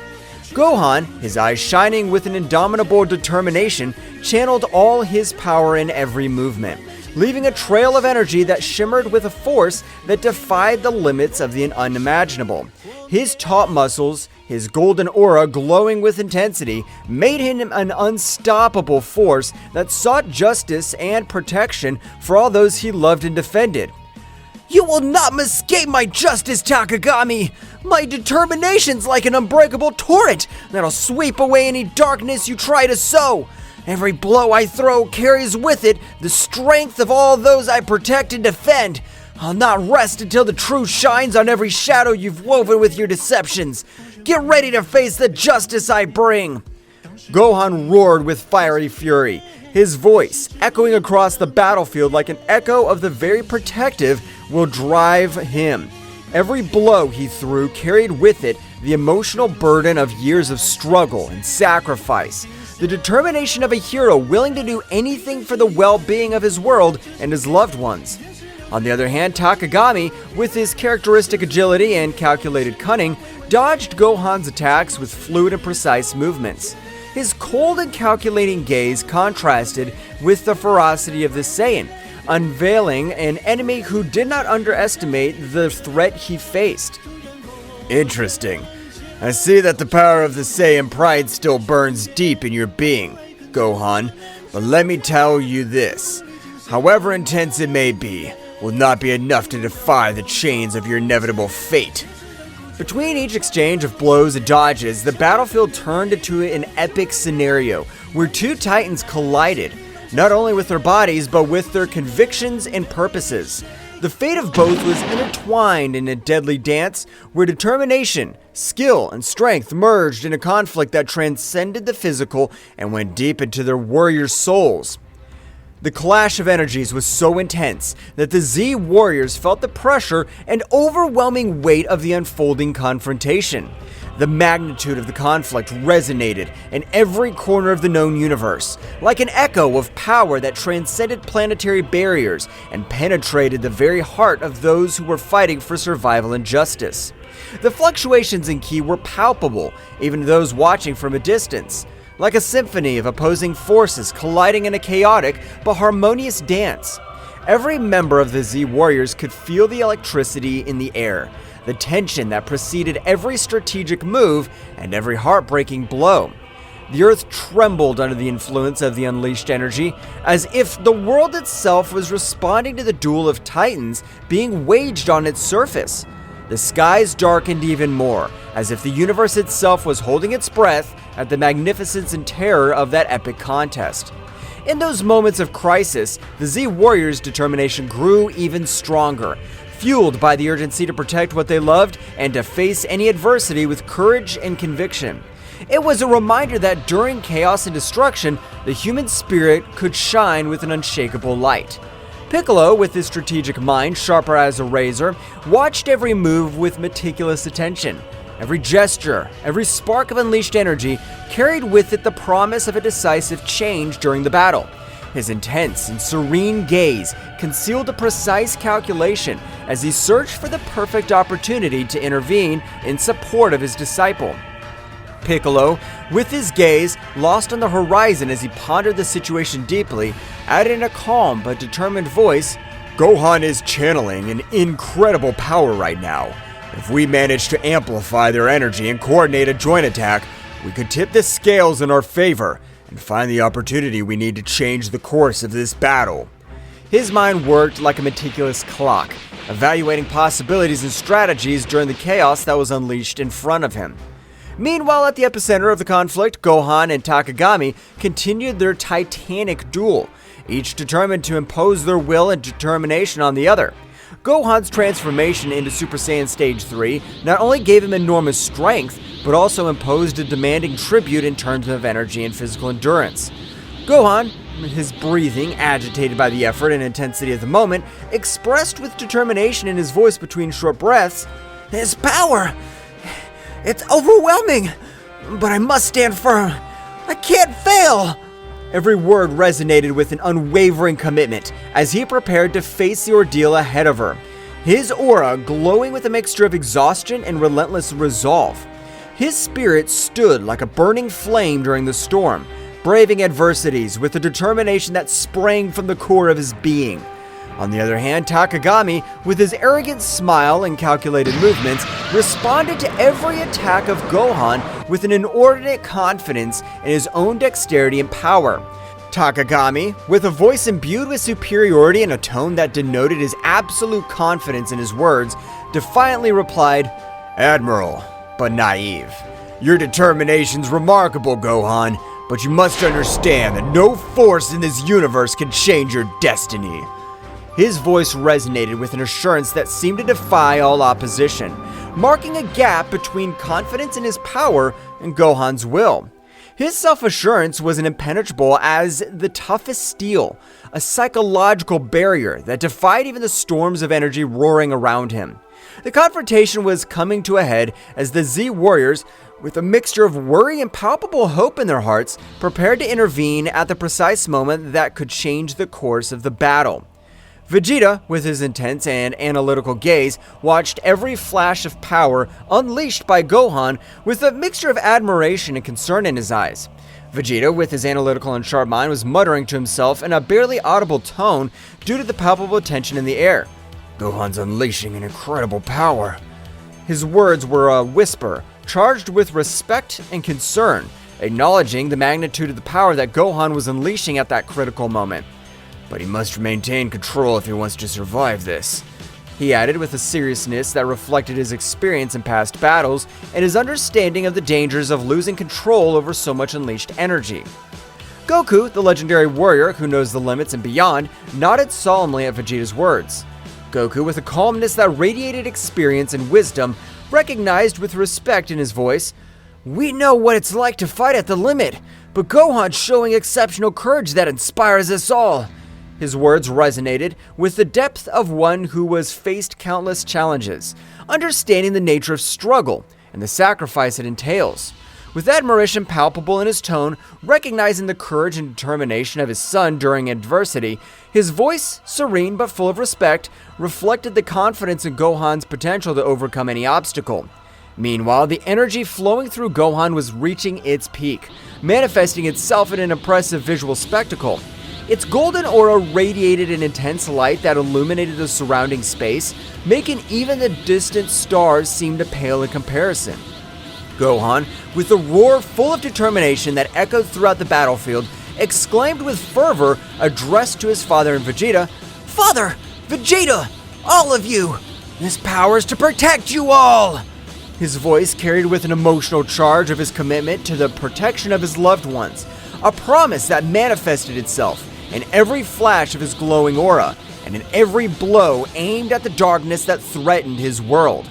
His voice, echoing like an echo of hope amid the chaos of battle, his energy, instead of just being destructive, became a beacon of hope for his allies, instilling strength and determination in their hearts. The buildup of energy finally reached its peak when Gohan unleashed a combined attack so powerful that it seemed to tear the very fabric of space.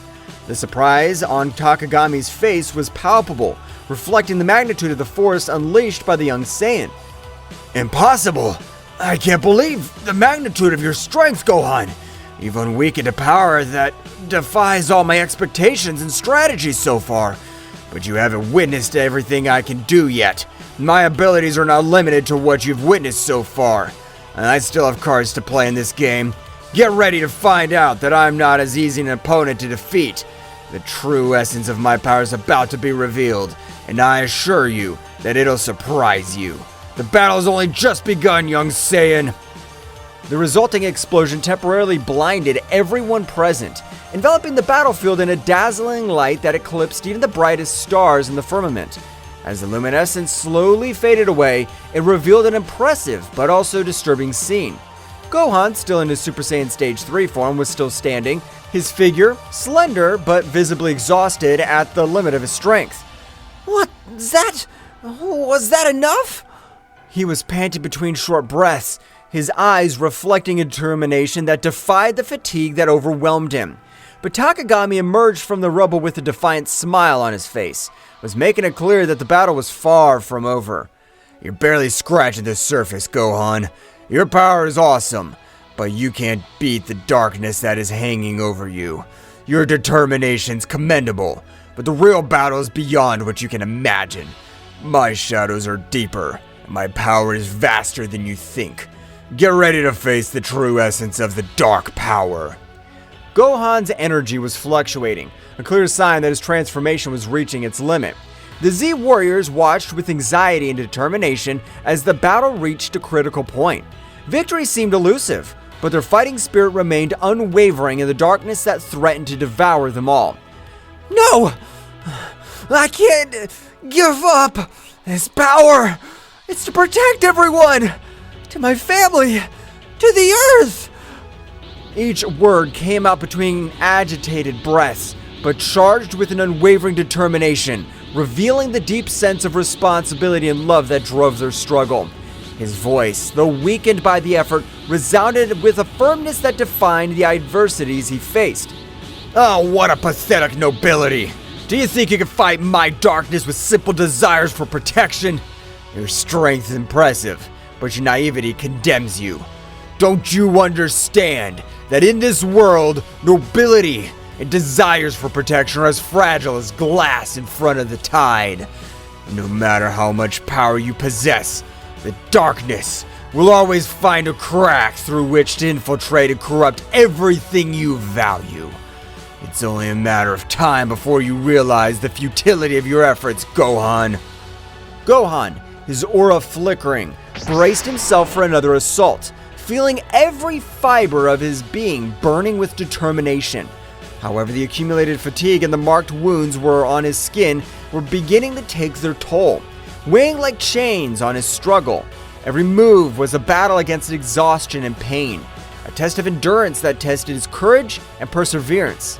The vision of Takami, his implacable enemy, distorted slightly before his fatigued eyes, reflecting not only the tumult of the physical battle, but also the dark and twisted connection Takami maintained with the source of power that fed him.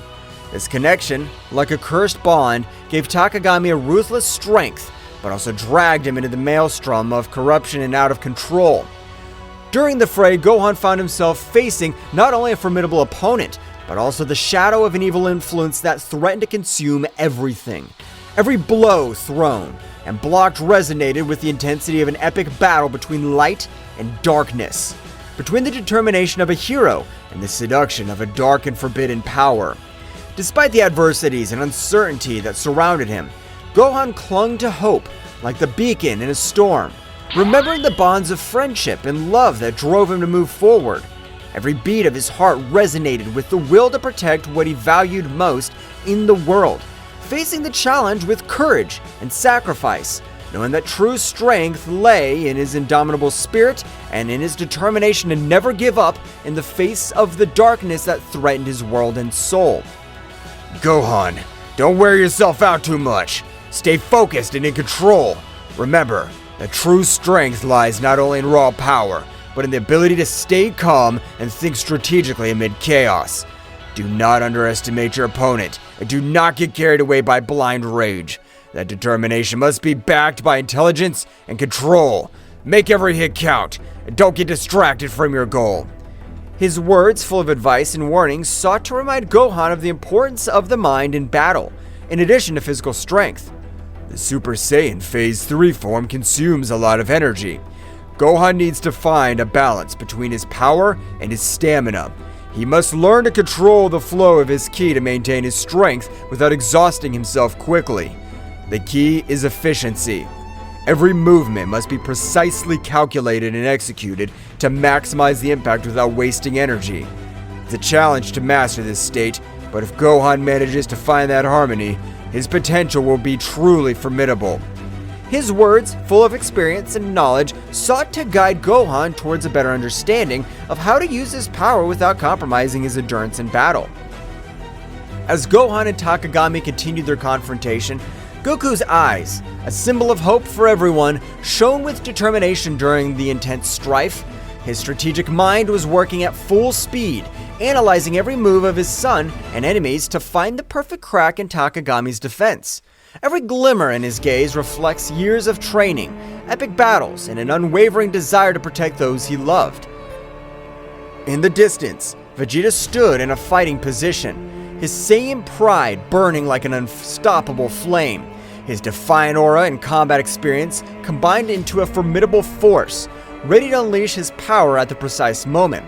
Piccolo, with his calculated serenity, was watching the battle with sharp eyes, ready to strategically intervene and balance the scales in favor of his comrades. Meanwhile, Goten and Trunks, the young warriors, were in the middle of the recovery process after the intense confrontation against Takagami. Despite their damage received, his determination did not waver. Both focused on channeling their ki with precision, taking advantage of every breath to restore their energies and strengthen their bodies. Goten, with his indomitable spirit and his face marked with determination, closed his eyes with concentration as he felt the flow of vital energy revitalize his fatigued muscles.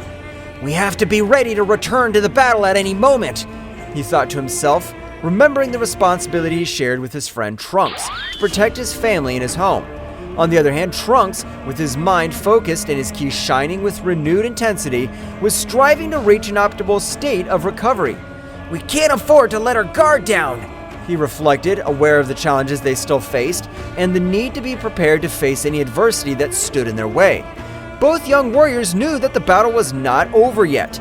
With determination in their hearts and their ki channeling with precision, they were preparing for the next chapter in their fight for the protection of their world.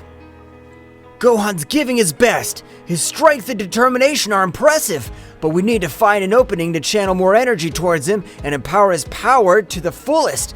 We must all join forces and find a way to support him in this crucial battle. Our connection as a family and as a team is our greatest strength. Let's make every hit and every effort count to protect our home and those we love." His words, full of determination and hope, reflected his confidence in the team's ability to overcome any challenge when working together. Your resistance is admirable, but useless. My power is absolute. No matter how much they fight, they won't be able to stop me. My strength is unshakable, and my determination relentless. There is no escape from my dominion. It's time for you to give up and accept your fate under my control. Every word was loaded with arrogance and certainty as Takagami continued to unleash his dark power with ruthless ferocity.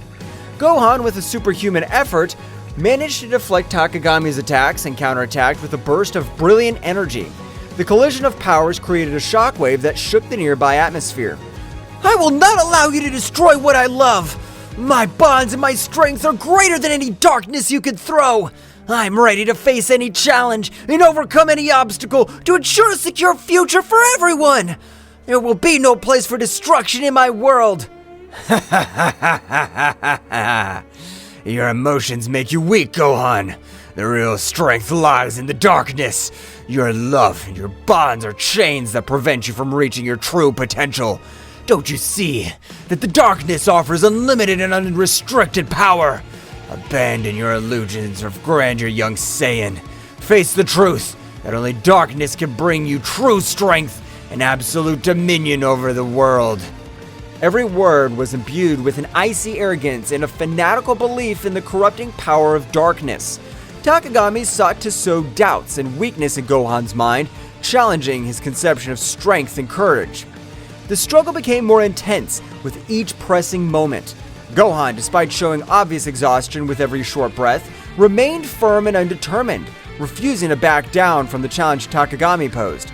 His eyes reflected an unwavering determination as he faced the malevolent machinations of his enemy. However, Takagami's evil cunning was revealed in all its magnitude when he began to manipulate the environment around him with dark mastery. The dark creatures had summoned with his sinister magic were already at the edge of the surface, ready to emerge and join the battle with uncontrollable ferocity. The air was charged with an ominous presence as the shadows of those creatures danced unexpectedly, eager to join the conflict and show their destructive power. Faced with imminent threat, the Z Warriors did not hesitate to prepare to face these creatures that represented an unknown but tangible danger.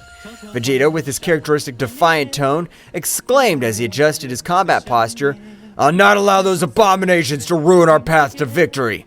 It's time to show them the true power of a Saiyan." Piccolo, the group's calm strategist, quickly assessed the situation and proposed a plan of action. "We're facing a cunning enemy who uses manipulation as a weapon. We must act with coordination and precision. Gohan, you now take care of containing the creatures. Vegeta, Goku, keep the pressure on Takami and don't let him breathe easy."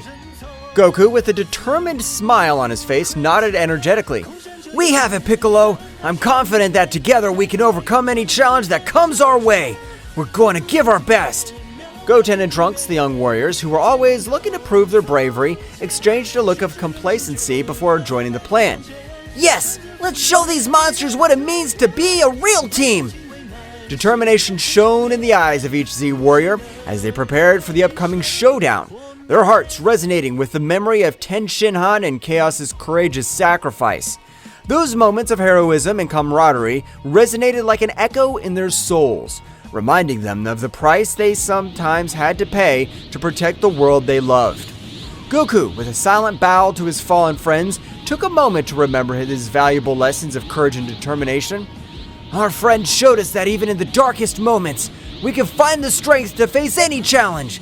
His sacrifice will not be in vain as long as we keep fighting and keep the flame of hope alive in our hearts.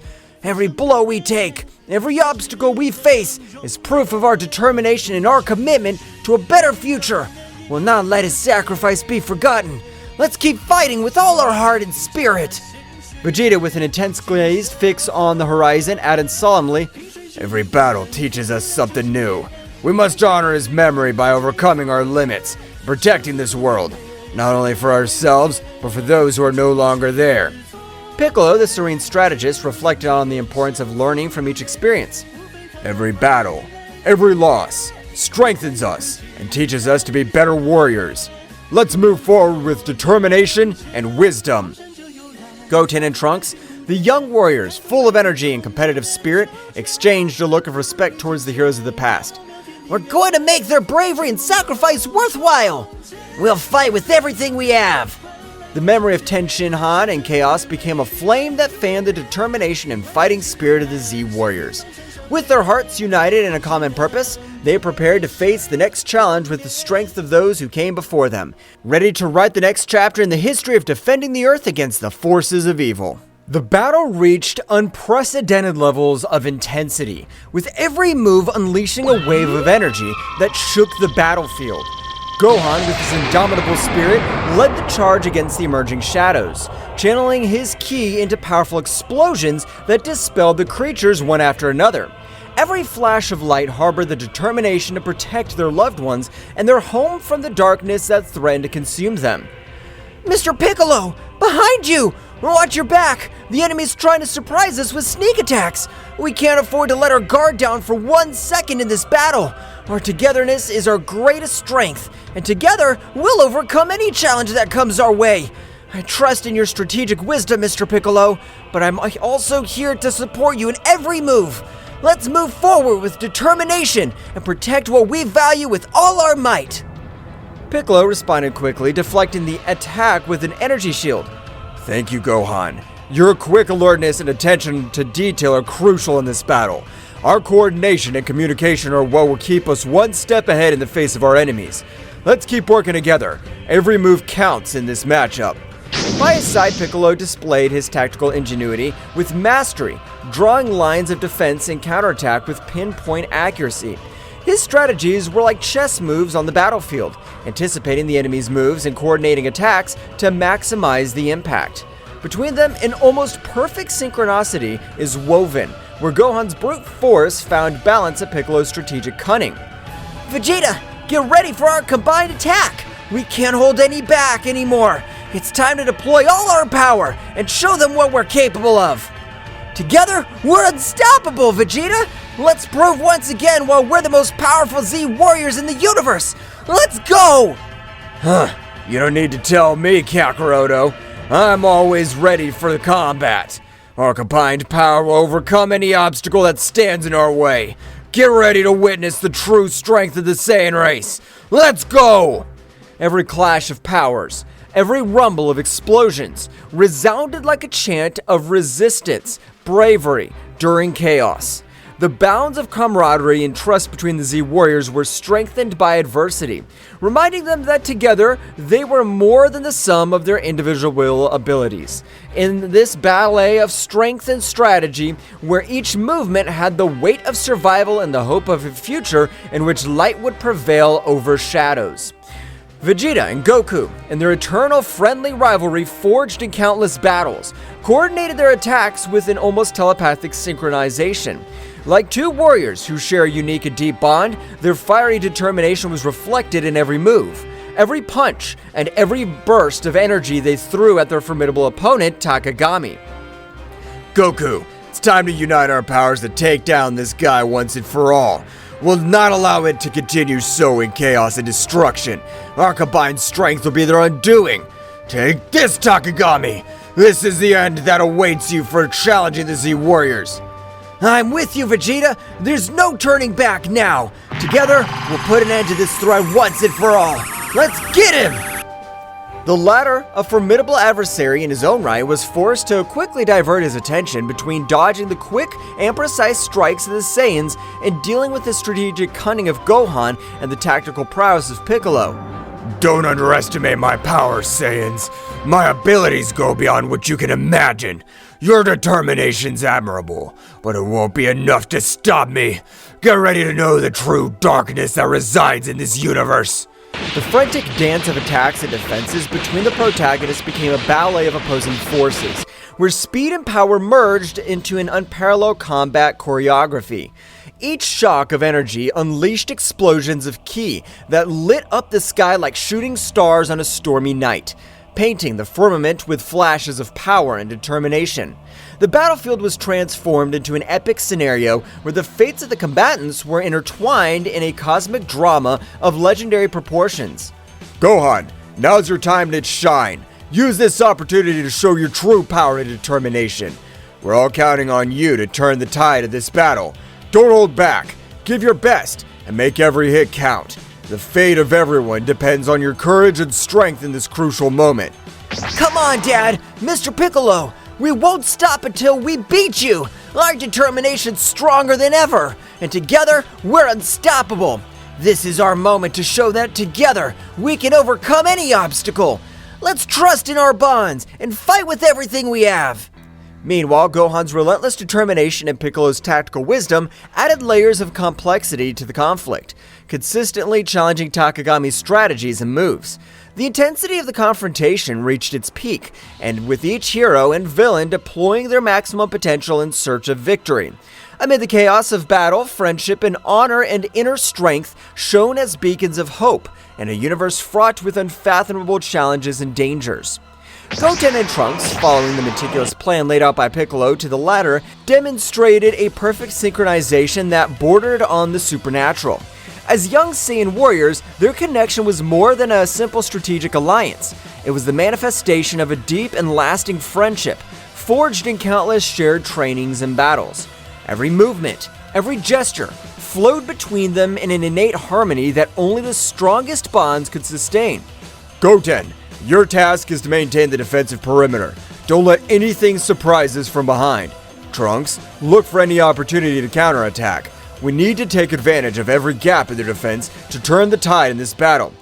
Understood, Mr. Piccolo. I'll be attentive and make sure that nothing takes us by surprise. Following Piccolo's instructions, Goten unleashed bursts of energy with the dexterity and speed typical of the Saiyan lineage. Come on, Trunks, let's keep the pressure on. Let's not give up and take every opportunity to move forward. His attacks were precise and forceful, outlining a defensive perimeter around the group with an intensity that left his opponents breathless. Meanwhile, Trunks, a skilled wielder of the energy sword, executed precise and elegant cuts that perfectly complemented Goten's strategic defense. Don't let any of them through, Goten. Keep our front safe while we look for weaknesses in their formation. Let's keep pushing. Each movement drew lines of glowing energy in the air, creating a dynamic and effective wall of protection that neutralized any threat that dared to get too close to their companions. The combination of Goten and Trunks' skills not only demonstrated their individual mastery, but also their ability to work in a team in a fluid and coordinated way. Their actions were not only the result of practice and training, but also of a deep mutual understanding that allowed them to anticipate each other's movements with pinpoint accuracy. On the battlefield, the symbiosis was their greatest strength, making them an unstoppable force that courageously and determinedly defended those considered their family and home. The battle that was being fought was a whirlwind of energy and strategy, where every move had a deep meaning, and every decision impacted on the future of the contest. Goten and Trunks, the young Saiyan warriors, showed amazing coordination as they threw themselves into combat with a mixture of bravery and dexterity. His movements were like a martial dance, fluid and precise, designed to unbalance the dark creatures summoned by Takami. Trunks, to your right! Understood. The voices of the young people echoed among the booms of explosions and the clash of powers. Each exchange of blows was a symphony of ki, a manifestation of the determination not to give ground in the face of the darkness that threatened to engulf them. Meanwhile, Gohan, with his indomitable spirit, deployed his ki in explosions of controlled energy, creating glowing spheres that exploded with force on impact against the shadows that rushed over them. We can't give up! Our world depends on this! Every strike, every strategy, everything counts in this crucial battle! Let's keep fighting until the end! His voice resonated with conviction, injecting courage into his companions. Piccolo, the calm but ruthless strategist, extended his arms with authority, generating defensive barriers that protected the group from surprise attacks. His eyes observed the battlefield with a calculated calm, evaluating every movement of the enemy to find the precise moment to counterattack. Keep the pressure constant.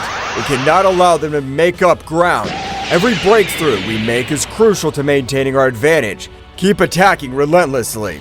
The sound of energy crashes and explosions was deafening, but during the chaos, the group's determination and unity shone like beacons of hope in the darkest night.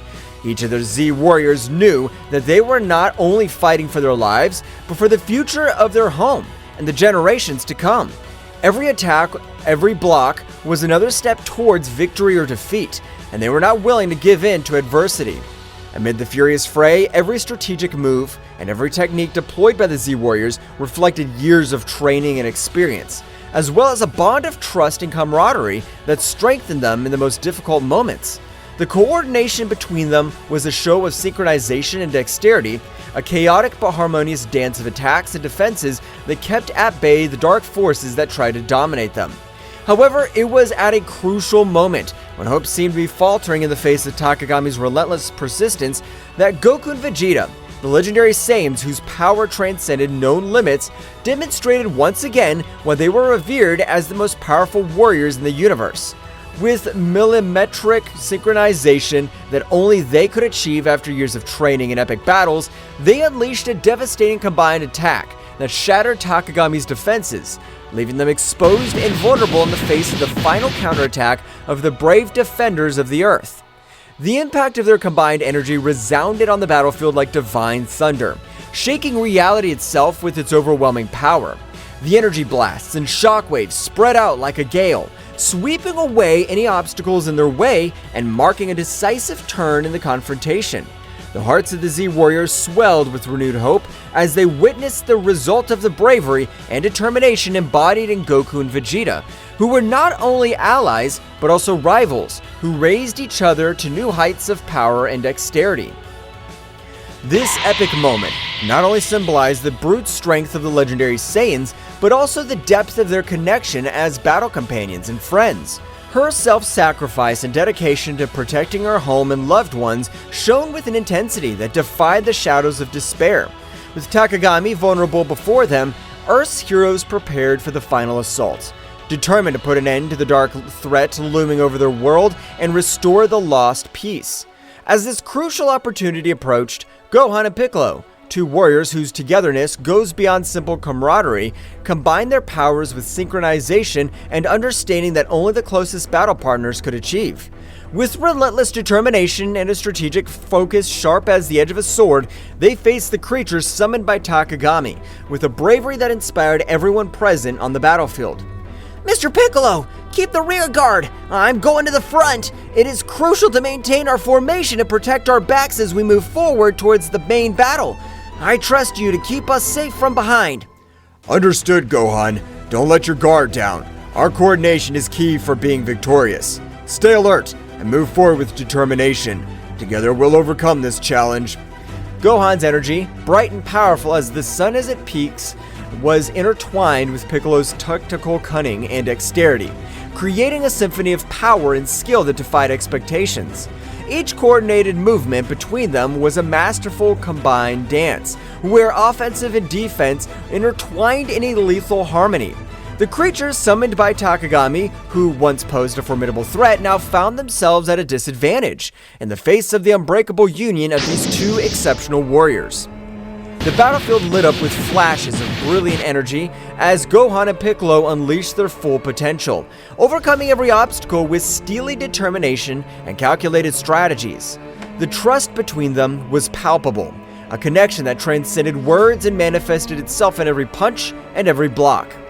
With each enemy defeated, their path to Takami cleared, bringing them closer and closer to the final victory they sought to protect their world and their loved ones. Gohan, you need to buy time. I will prepare my best attack to defeat these creatures. I trust you can keep them busy while I get ready. Together, we can change the course of this battle. Mr. Piccolo, I'll do my best to buy time. My goal is to keep these creatures at bay as long as possible so I can prepare their attack. Trust me, I won't let you down. The moment of truth was approaching, and Gohan was advancing with a firm step, while Piccolo prepared his best attack to defeat these creatures summoned by Bahamut's disciple and put an end to the darkness that had threatened his home. His fiery determination was a beacon of hope for those who witnessed his courageous struggle, reminding them that strength lies in the unity and indomitable spirit of those who fight for justice and peace. The critical moment came when every move decided the fate of the battle. Gohan, in a last effort, took his final form. With his bright and determined aura, advanced to the front of the battle line, facing the dark creatures with a mixture of bravery and strategy, as he blocked the onslaughts of the shadows with his dazzling ki. The creatures, summoned by Takami, were not easy rivals to beat, but Gohan in his ultimate form took a lot of confidence and began to face the creatures they are facing. Gohan knew that keeping the creatures at bay was crucial to allowing Piccolo to unleash his full power. While Gohan struggled to contain the shadows with his fast movements and powerful attacks, Piccolo concentrated his energy preparing for the most powerful technique. The tension on the battlefield was palpable, but there was no room for doubt. Confidence in their abilities and in their partner was the key to facing the darkness that threatened to consume them. Gohan, keep it up. You're demonstrating exceptional courage and impressive mastery on the battlefield. Every movement of yours is a barrier that prevents the advancement of these creatures. It's crucial that you hold this firmness for a few more moments while I finalize the preparations for my final ultimate technique. I have full confidence in your abilities and determination. Remember that our teamwork is the key to overcoming any challenge. Keep the pressure on and don't let your guard down. Together, we can turn the tide of this battle and protect our loved ones. Understood, Mr. Piccolo. I'll not allow them to advance a single step further. You can trust me. I'm fully prepared to take on this responsibility and keep these creatures at bay. Together, we can overcome this and protect our loved ones. My determination's unwavering, and I'll not back down in the face of this challenge, because I know that every stroke I stop here is a step towards victory. Our teamwork and mutual trust will give us the strength to prevail in this battle. Let's show them what we're capable of and write our own destiny in this struggle. The scene unfolds with increasing intensity as Gohan definitively plunges into the maelstrom of combat. His determination is reflected in every gesture, and every tense muscle, and in every flash of energy that emanates from his being. The creatures summoned by Takami's nightmarish creatures with twisted shapes and burning eyes fiercely advance towards Gohan, seeking to overwhelm him with their numbers and their uncontrolled fury. Gohan, however, is not daunted. His ki shines around him like an aura of power, marking every movement with a clear purpose. When the first creature lunges with sharp claws, Gohan responds with a precise block, channeling his energy to stop the attack with a glowing barrier. The resulting impact makes the ground tremble under his feet, but Gohan remains steadfast, his eyes fixed on his opponent. Each subsequent blow is an exhibition of martial skill and ki control. Gohan moves with grace and speed, dodging the onslaughts of creatures with fluid movements, and countering with calculated blows. His fists and legs turn into bursts of energy, hitting the enemies with force and precision. Each impact causes bursts of energy that light up the battlefield, drawing bright arcs in the air and kicking up swirls of dust around them. The creatures do not retreat easily. Their resistance is stubborn, and their thirst for destruction is insatiable. Gohan is forced to deploy more advanced techniques, combining his speed and strength with concentrated energy attacks. Ki waves cut through the air as Gohan releases bursts of controlled energy, seeking to weaken his opponents and open gaps in their defenses. Every block, every dodge, is a dance of anticipation and reaction. Gohan relies on his training and his intellect, reading the movements of the creatures, responding with precise movements. Your connection to your spiritual energy is evident in every movement, every pulse of energy emanating from your being. Meanwhile, Piccolo completes the charge of his definitive technique, his absolute concentration palpable in the air. The sound of his pent-up energy resonates on the battlefield, adding a layer of palpable tension to the charged atmosphere of battle. Gohan feels Piccolo's accumulated power as a beacon of hope and a call to redouble his efforts. This is our chance, Gohan. Keep the pressure on them, and don't give them any respite. Every move of yours is crucial right now, as we are close to changing the course of this battle. I trust in your ability to keep them at bay while we prepare our counterattack. Keep your determination and keep going. Together, we can make it happen. Gohan nods with determination as he prepares for the next attack. The combat dance between Gohan and the creatures reach its climax when Gohan, with a graceful twist, unleashes a series of energy blasts that cut through the enemy ranks. The creatures recoil momentarily, their twisted forms showing signs of weakness for the first time. Goten! Trunks! I need you to be alert! Mr. Piccolo is preparing a powerful attack! Move quickly and maintain your defenses! Our coordination is crucial at this critical moment of the battle. We can't afford to make mistakes now. I'm confident in your ability to respond quickly and effectively. Stay focused and keep fighting with determination. Come on, we can still turn the tide of this battle in our favor. The moment came when Gohan, with a precise movement, opened a breach in the creature's defenses, allowing Piccolo to unleash his devastating attack. With a resounding scream, Piccolo releases his ultimate technique, a beam of concentrated energy that cuts through the sky like a fiery comet. Makankasapo! The pure energy swirls frantically around the lightning, forming a spiral of controlled energy that seems to dance in the air with calculated ferocity. The extreme concentration of energy causes a burst that radiates a dazzling radiance, as if the sun itself were transcending on the battlefield. The energy beam, with its incomparable power, transverses the enemy ranks with pinpoint accuracy, neutralizing the creatures with an amazing efficiency that takes the breath away of those who witness its devastating impact. The initial explosion is only the prelude to the destruction that is unleashed. The torrent of concentrated energy envelops the creatures in a lethal embrace, eroding their forms with an overwhelming intensity. Each wave of energy emanating from the ray is like a chisel, carving out space itself, gradually disintegrating the creatures that meet its path with an inexorable inevitability. The show is both majestic and terrifying, with the energy displayed manifesting in vibrant colors that collide and intertwine in a chaotic dance. The controlled destruction leaves in its wake a trail of disintegration that seems to defy the very laws of physics, demonstrating the supreme power that resides in the hands of those who master the arts of combat and energy control. The battlefield gradually quieted down, the dark threat dissipating with each defeated creature. Gohan and Piccolo, breathing heavily, but with a satisfied smile, met in the center of the battlefield, knowing that their teamwork and determination had tipped the scales toward victory. Now, with the road to Takami clear, they were preparing for the final assault, confident that their union would return their greatest strength. The battlefield gradually quieted down, the echo of controlled destruction echoing through the air as the enemy creatures vanquished before the combined might of Gohan and Piccolo.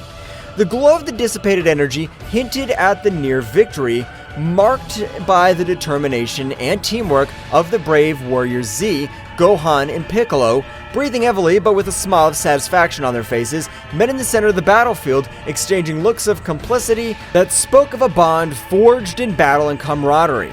Meanwhile, in another part of the battlefield, Goku and Vegeta were facing Takami in an epic duel that defied the limits of known power.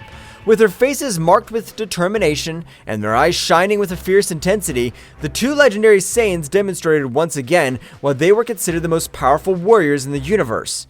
His movements were like a whirlwind of quick attacks and precise defenses, each strike resounding like thunder in the energy-charged air.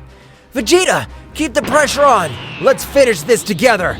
Of course, Kakarot. I'm not gonna let this guy beat us. The intensity of their confrontation filled the battlefield, making the ground shake with every energy shock. Takami, although powerful, was in a challenging position in the face of the unstoppable combination of Goku and Vegeta. I'll not underestimate your power, Saiyans. I recognize their bravery, but their determination will not be enough to stop me. My strength is unshakable. My power is unstoppable. Get ready to face the real darkness. Well guys, this is all for today's chapter. I hope you liked it and it was to your liking. Now don't forget to leave your powerful like Supreme God level, comment and subscribe. Now without further ado, see you in a new video. Until next time.